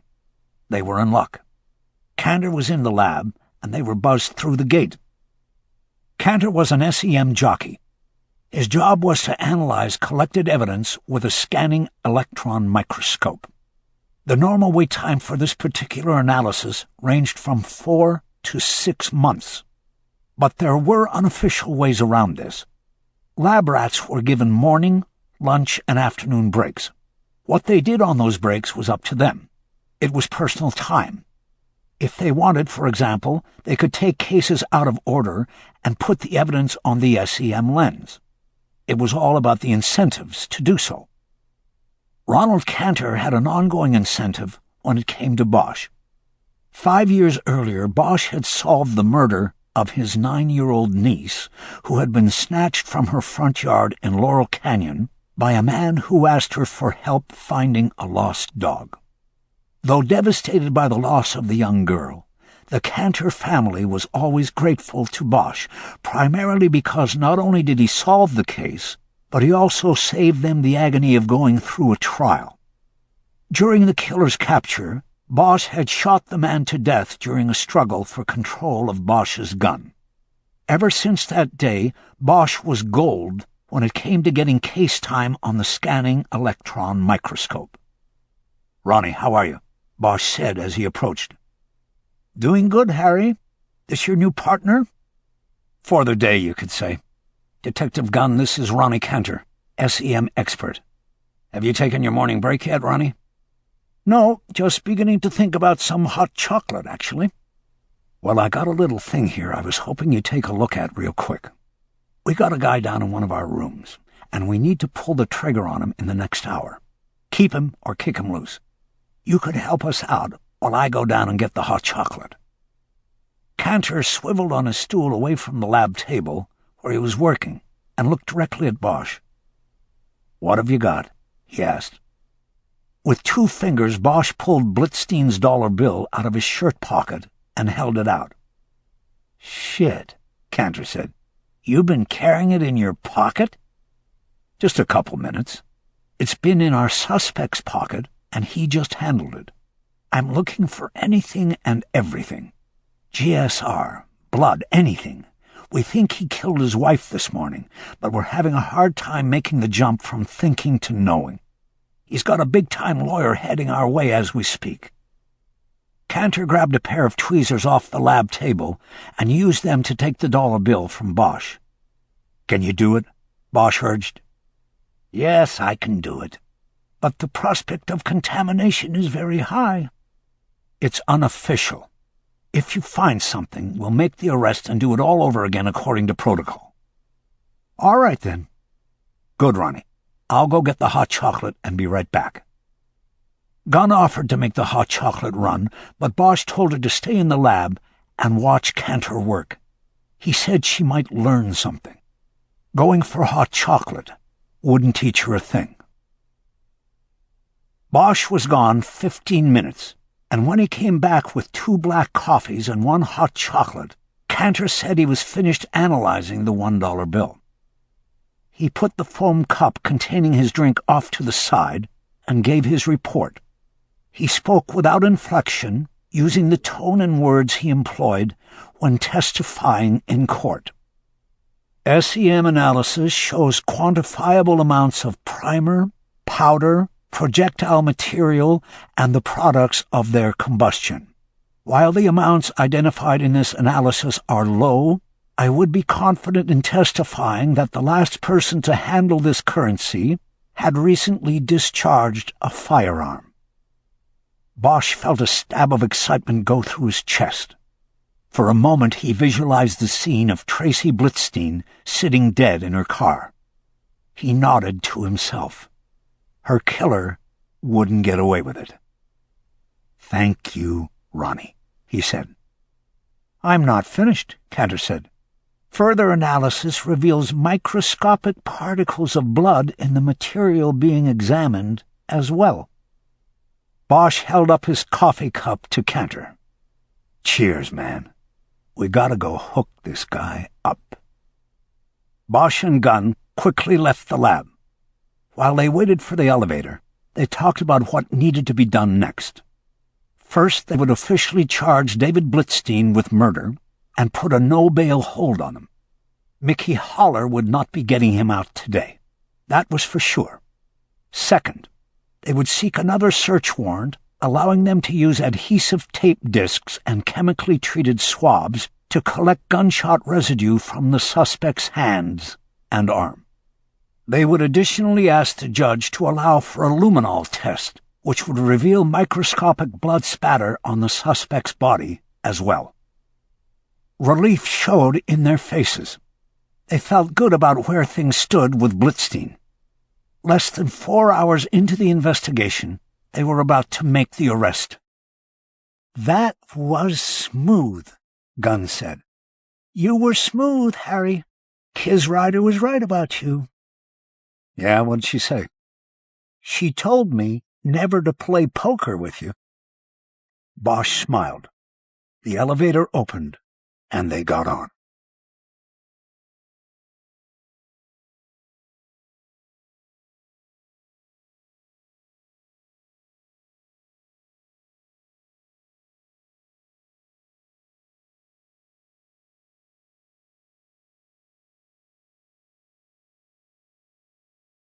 This has been an Hachette audio production of Suicide Run, written by Michael Connelly, read by Len Cariou.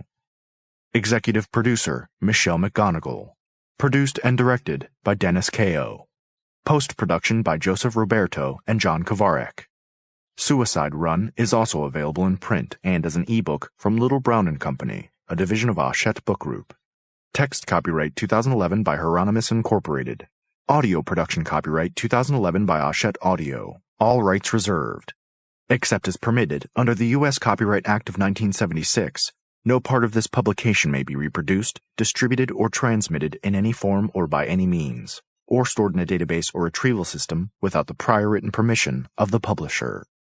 This audiobook is a work of fiction. Names, characters, places, and incidents are either the product of the author's imagination or are used fictitiously, and any resemblance to actual persons, living or dead, events or locales, is entirely coincidental.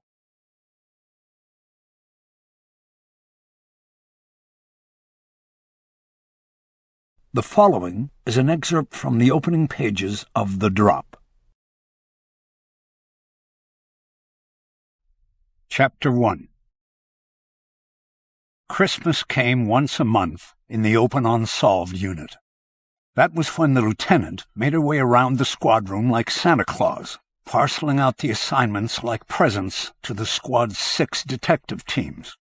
The cold hits were the lifeblood of the unit. The teams didn't wait for call-outs and fresh kills in Open Unsolved. They waited for cold hits. The Open Unsolved unit investigated unsolved murders going back 50 years in Los Angeles.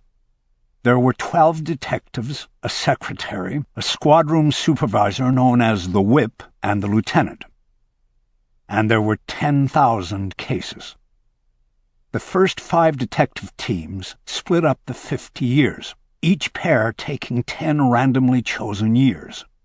Their task was to pull all the unsolved homicide cases from their assigned years out of the archives, evaluate them, and submit long-stored and forgotten evidence for reanalysis with contemporary technology. All DNA submissions were handled by the new regional lab out at Cal State. When DNA from an old case was matched to an individual whose genetic profile was carried in any of the nation's DNA databases, it was called a cold hit. The lab put cold hit notices in the mail at the end of every month. They would arrive a day or two later at the police administration building in downtown Los Angeles. Usually by 8 a.m. that day, the lieutenant would open the door of her private office and enter the squad room. She carried the envelopes in her hand. Each hit sheet was mailed individually in a yellow business envelope. Generally, the envelopes were handed to the same detectives who had submitted the DNA evidence to the lab. But sometimes there were too many cold hits for one team to handle at once. Sometimes detectives were in court or on vacation or leave, and sometimes the cold hits revealed circumstances that required the utmost finesse and experience. That was where the 6th team came in. Detectives Harry Bosch and David Chu were the 6th team. They were floaters. They handled overflow cases and special investigations. On Monday morning, October 3rd, Lieutenant Gail Duvall stepped out of her office and into the squad room, carrying only 3 yellow envelopes. Harry Bosch almost sighed at the sight of such a paltry return on the squad's DNA submissions. He knew that with so few envelopes, he would not be getting a new case to work. Bosch had been back in the unit for almost a year following a 2-year reassignment to Homicide Special. But coming back for his second tour of duty in Open Unsolved, he had quickly fallen into the rhythm of the squad. It wasn't a fly squad. There was no dashing out the door to get to a crime scene. In fact, there were no crime scenes. There were only files and archive boxes. It was primarily an 8-to-4 gig with an asterisk, that asterisk being that there was more travel than with other detective squads. People who got away with murder, or at least thought they had, tended not to stick around. They moved elsewhere, and often the OU detectives had to travel to retrieve them. A big part of the rhythm was the monthly cycle of waiting for the yellow envelopes to come out. Sometimes Bosch found it hard to sleep during the nights leading up to Christmas. He never took time off during the first week of the month, and never came to work late if there was a chance that the yellow envelopes were in.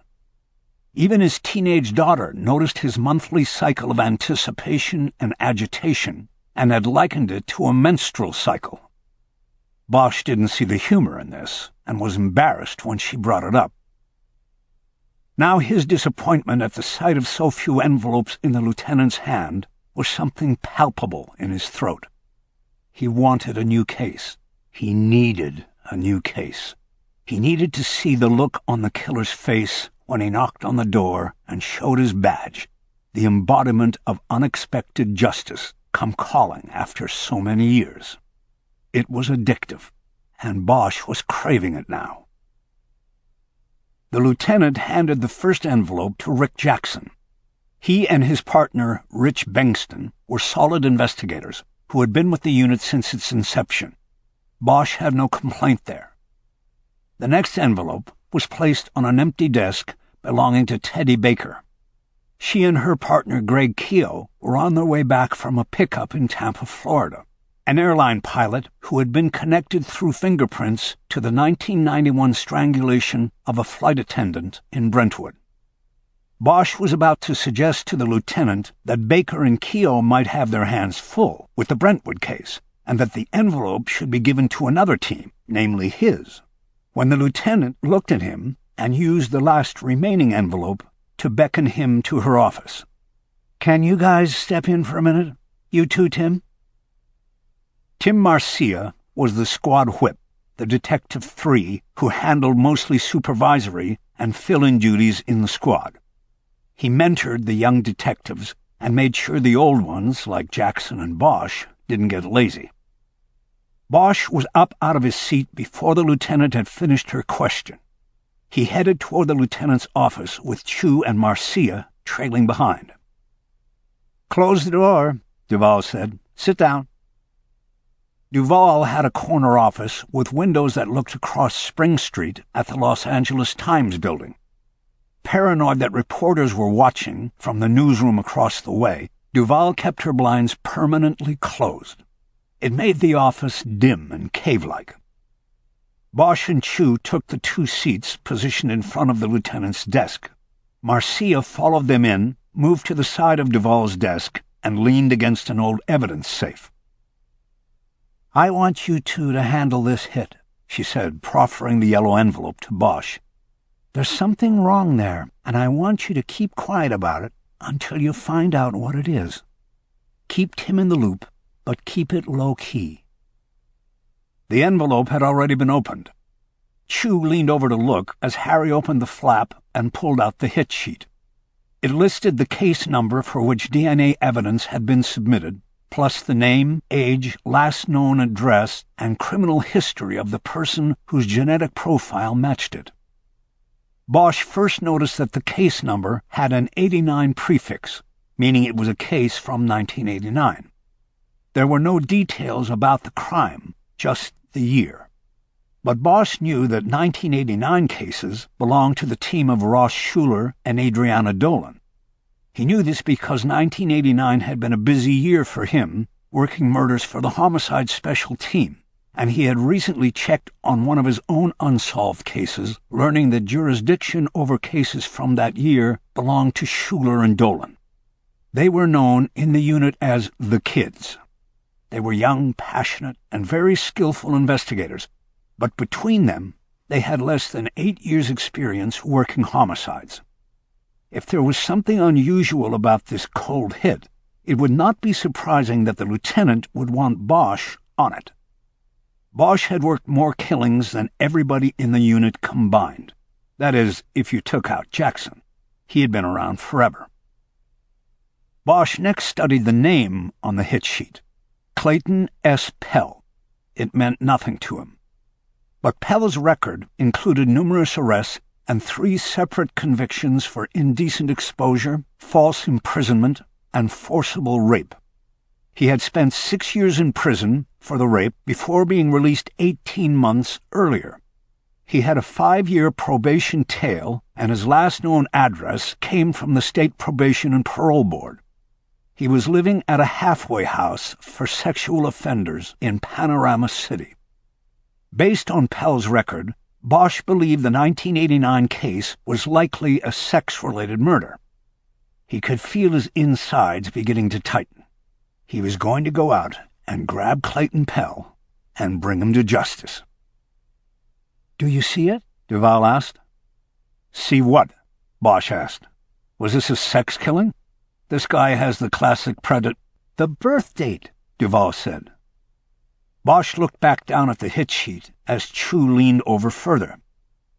"Yeah, right here," Bosch said. "November 9, 1981. What's that got?" "He's too young," Chu said. Bosch glanced at him and then back down at the sheet. He suddenly got it. Clayton Pell was born in 1981. He was only 8 years old at the time of the murder on the hit sheet. "Exactly," Duval said. "So I want you to get the book and box from Schuler and Dolan and very quietly figure out what we have here. I'm hoping to God they didn't get 2 cases mixed up." Bosch knew that if Schuler and Dolan had somehow sent in genetic material from the old case labeled under a more recent case, then both cases would be tainted, beyond any hope of prosecution. "As you were about to say," Duval continued, "this guy on the hit sheet is no doubt a predator, but I don't think he got away with a killing when he was only 8 years old. So something doesn't fit. Find it and come back to me before you do anything. If they screwed up and we can correct it, then we won't need to worry about IAD or anybody else. We'll just keep it right here." She may have appeared to be trying to protect Schuler and Dolan from internal affairs, but she was also protecting herself, and Bosch knew it. There would not be much vertical movement in the department for a lieutenant who had presided over an evidence handling scandal in her own unit. "What other years are assigned to Schuler and Dolan?" Bosch asked. "On the recent side, they've got 97 and 2000, Marcia said. "This could have come from a case they were working from one of those 2 years." Bosch nodded. He could see the scenario. The reckless handling of genetic evidence from one case cross-pollinates with another. The end result would be 2 tainted cases and scandal that would splash anybody near it. "What do we say to Schuler and Dolan?" Chu asked. "What's the reason we're taking the case off them?" Duval looked up at Marcia for an answer. "They've got a trial coming up," he offered. "Jury selection starts Thursday." Duval nodded. "I'll tell them I want them clear for that." "And what if they say they still want the case?" Chu asked. "What if they say they can handle it?" "I'll put them straight," Duval said. "Anything else, detectives?" Bosch looked up at her. "We'll work the case, Lieutenant, and see what's what. But I don't investigate other cops." "That's fine. I'm not asking you to. Work the case and tell me how the DNA came back to an 8-year-old kid, okay?" Bosch nodded and started to stand up. "Just remember," Duval added, "you talk to me before you do anything with what you learn." "You got it," Bosch said. They were about to leave the room. "Harry," the lieutenant said, "hang back a second." Bosch looked at Chu and raised his eyebrows. He didn't know what this was about. The lieutenant came around from behind her desk and closed the door after Chu and Marcia had left. She stayed standing and businesslike. "I just wanted you to know that your application for an extension on your drop came through. They gave you 4 years retroactive." Bosch looked at her, doing the math. He nodded. He had asked for the maximum, 5 years non-retroactive, but he'd take what they gave. It wouldn't keep him much past high school, but it was better than nothing. "Well, I'm glad," Duval said. "It gives you 39 more months with us." Her tone indicated that she had read disappointment in his face. "No," he said quickly. "I'm glad. I was just thinking about where that would put me with my daughter. It's good. I'm happy." "Good, then." That was her way of saying the meeting was over. Bosch thanked her and left the office. As he stepped back into the squad room, he looked across the vast expanse of desks and dividers and file cabinets. He knew it was home and that he would get to stay. For now. Chapter 2. The Open Unsolved unit shared access to the 3 fifth-floor conference rooms with all the other units in the Robbery-Homicide Division. Usually, detectives had to reserve time in one of the rooms, signing on the clipboard hooked on the door. But this early on a Monday, all of them were open, and Bosch, Chu, Schuler, and Dolan commandeered the smallest room without making a reservation. They brought with them the murder book and the small archival evidence box from the 1989 case. "Okay," Bosch said, when everyone was seated. "So you are cool with us running with this case. If you're not, we can go back to the lieutenant and say you really want to work it." "No, it's okay," Schuler said. "We're both involved in the trial, so it's better this way. It's our first case in the unit, and we want to see it through to that guilty verdict." Bosch nodded as he casually opened the murder book. "You want to give us the rundown on this one, then?" Schuler gave Dolan a nod, and she began to summarize the 1989 case as Bosch flipped through the pages of the binder. "We have a 19-year-old victim named Lily Price, student from Ohio, good all-around kid. She was snatched off the street while walking home from the beach to her apartment in Venice on a Sunday afternoon. At the time, they narrowed the grab point down to the vicinity of Speedway and Voyage. Price lived on Voyage with 3 roommates. 1 was with her on the beach, and 2 were in the apartment. She disappeared between those 2 points. She said she was going back to use the bathroom, and she never made it. She left her towel and a Walkman on the beach, Schuler said. Sunscreen. So it was clear she was intending to come back. She never did. And her 2 roommates in the apartment said she never showed up there either. Her body was found the next morning on the rocks down at the cut, Dolan said. She was naked and had been raped and strangled. Her clothes were never found. The ligature was removed. Bosch flipped through several plastic pages containing faded Polaroid shots of the crime scene. Looking at the victim, he couldn't help but think of his own daughter, who at 15 had a full life in front of her. There had been a time when looking at photos like this fueled him, gave him the fire he needed to be relentless. But since Maddie had come to live with him, it was increasingly difficult for him to look at victims. It didn't stop him from building the fire, however. "Where did the DNA come from?" he asked. "Semen?" "No, the killer used a condom or didn't ejaculate," Dolan said. "No semen." "It came from a small smear of blood," Schuler said. "It was found on her neck, right below the right ear. She had no wounds in that area. It was assumed that it had come from the killer, that he had been cut or maybe was already bleeding. It was just a drop, a smear, really. She was strangled with a ligature. If she was strangled from behind, then his hand could have been against her neck there. If there was a cut on his hand—" "Transfer deposit," Chu said. "Exactly." Bosch found the Polaroid that showed the victim's neck and the smear of blood. The photo was washed out by time, and he could barely see the blood.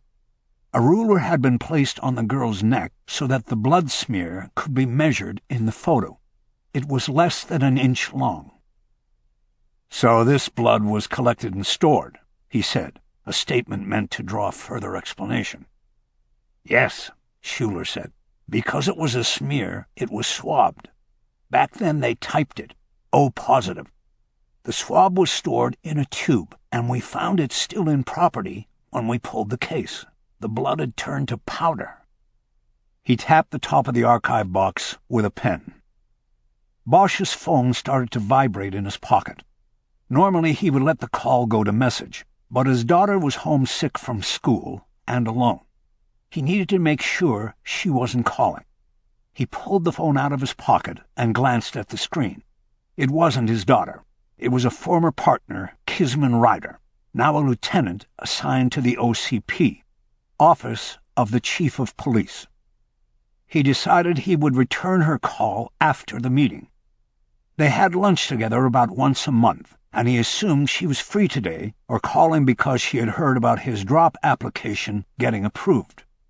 He shoved the phone back into his pocket. "Did you open the tube?" he asked. "Of course not," Schuler said. "Okay, so 4 months ago you sent the tube containing the swab and what was left of the blood out to the regional lab, right?" he asked. "That's right," Schuler said. Bosch flipped through the murder book to the autopsy report. He was acting like he was more interested in what he was seeing than what he was saying. "And at that time, did you submit anything else to the lab?" "From the Price case?" Dolan asked. "No, that was the only biological evidence they came up with back at the time." Bosch nodded, hoping she would keep talking. "But back then it didn't lead to anything," she said. "They never came up with a suspect. Who'd they come up with on the cold hit?" "We'll get to that in a second," Bosch said. "What I meant was, did you submit to the lab from any other cases you were working? Or was this all you had going?" "No, that was it," Schuler said, his eyes squinting in suspicion. "What's going on here, Harry?" Bosch reached into his inside coat pocket and pulled out the hit sheet. He slid it across the table to Schuler. The hit comes back to a sexual predator who would look real good for this except for one thing. Schuler unfolded the sheet, and he and Dolan leaned together to read it, just as Bosch and Chu had earlier. "What's that?" Dolan said, not picking up on the significance of the birth date yet. "This guy looks perfect." "He's perfect now," Bosch said, "but back then, he was only 8 years old." "You're kidding," Dolan said. "What the fuck?" Schuler added. Dolan pulled the sheet away from her partner, as if to see it clearer, and to double-check the birth date. Schuler leaned back and looked at Bosch with those suspicious eyes.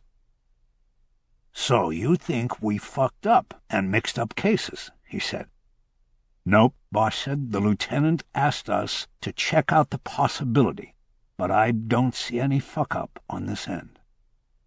"So it happened at the lab," Schuler said.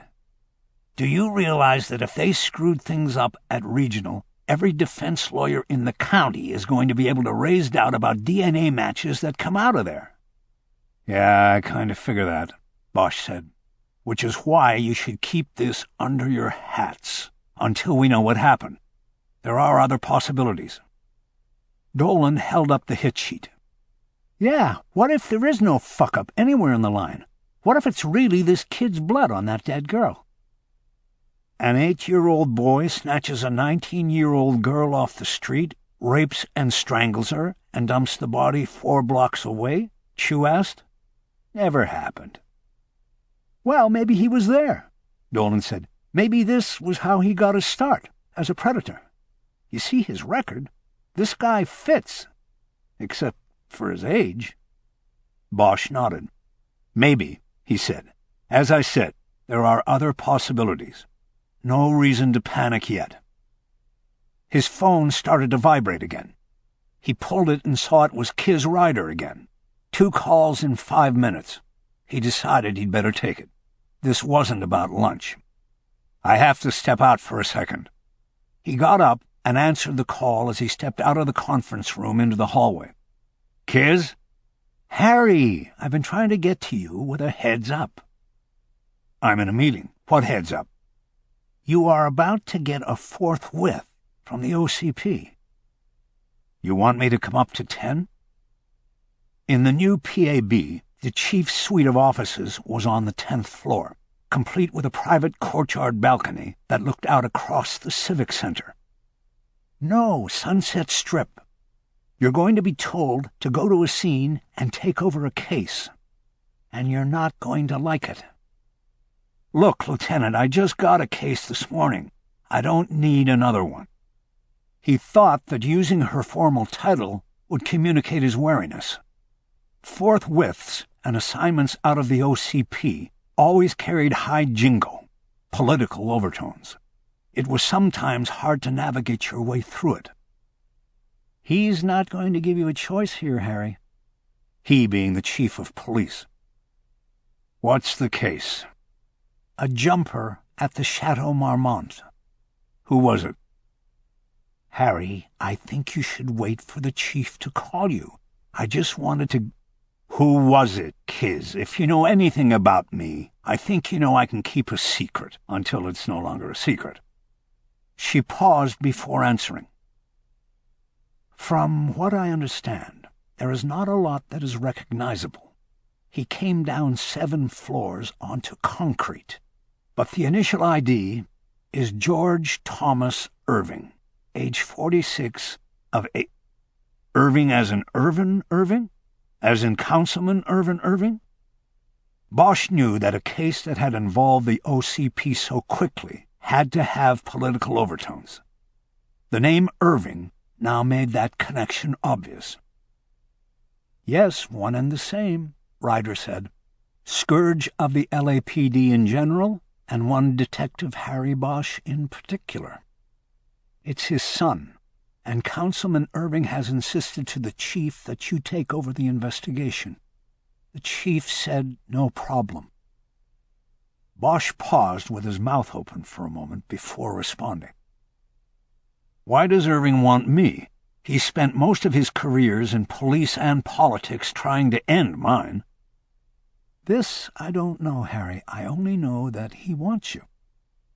When did this come in? The call came in at about 5:45 this morning. My understanding is that it is unclear when it actually happened. Bosch checked his watch. The case was more than 3 hours old. That was quite late to be coming into a death investigation. He'd be starting out at a disadvantage. "What's to investigate?" he said. "You said it was a jumper." Hollywood originally responded, and we're going to wrap it up as a suicide. The councilman arrived and is not ready to sign off on that. That's why he wants you. And does the chief understand that I have a history with Irving? That... Yes, he does. He also understands that he needs every vote he can get on the council if we ever want to get overtime flowing to the department again. Bosch saw his boss, Lieutenant Duval, enter the hallway from the open unsolved unit's door. She made a "there-you-are" gesture and started toward him. "Looks like I'm about to get the official word," Bosch said into the phone. "Thanks for the warning, Kiz. Doesn't make any sense to me, but thanks. If you hear anything else, let me know." "Harry, you be careful with this. Irving's old, but he's still got teeth." "I know that." "Keep in touch." "You got it." Bosch closed his phone just as Duval got to him, holding out a piece of paper. "Sorry, Harry. Change of plans. You and Chu need to go to this address and take a live case." "What are you talking about?" Bosch looked at the address. It was the Chateau Marmont. "Orders from the chief's office. You and Chu are to proceed Code 3 and take over a case. That's all I know. That, and that the chief himself is there waiting." "What about the case you just gave us?" "Move it to the back burner for now. I want you on it, but just get to it when you can." She pointed to the piece of paper in his hand. "That's the priority." "You sure about this, Lieutenant?" "Of course I'm sure. The chief called me directly, and he's going to call you. So grab Chu and get going."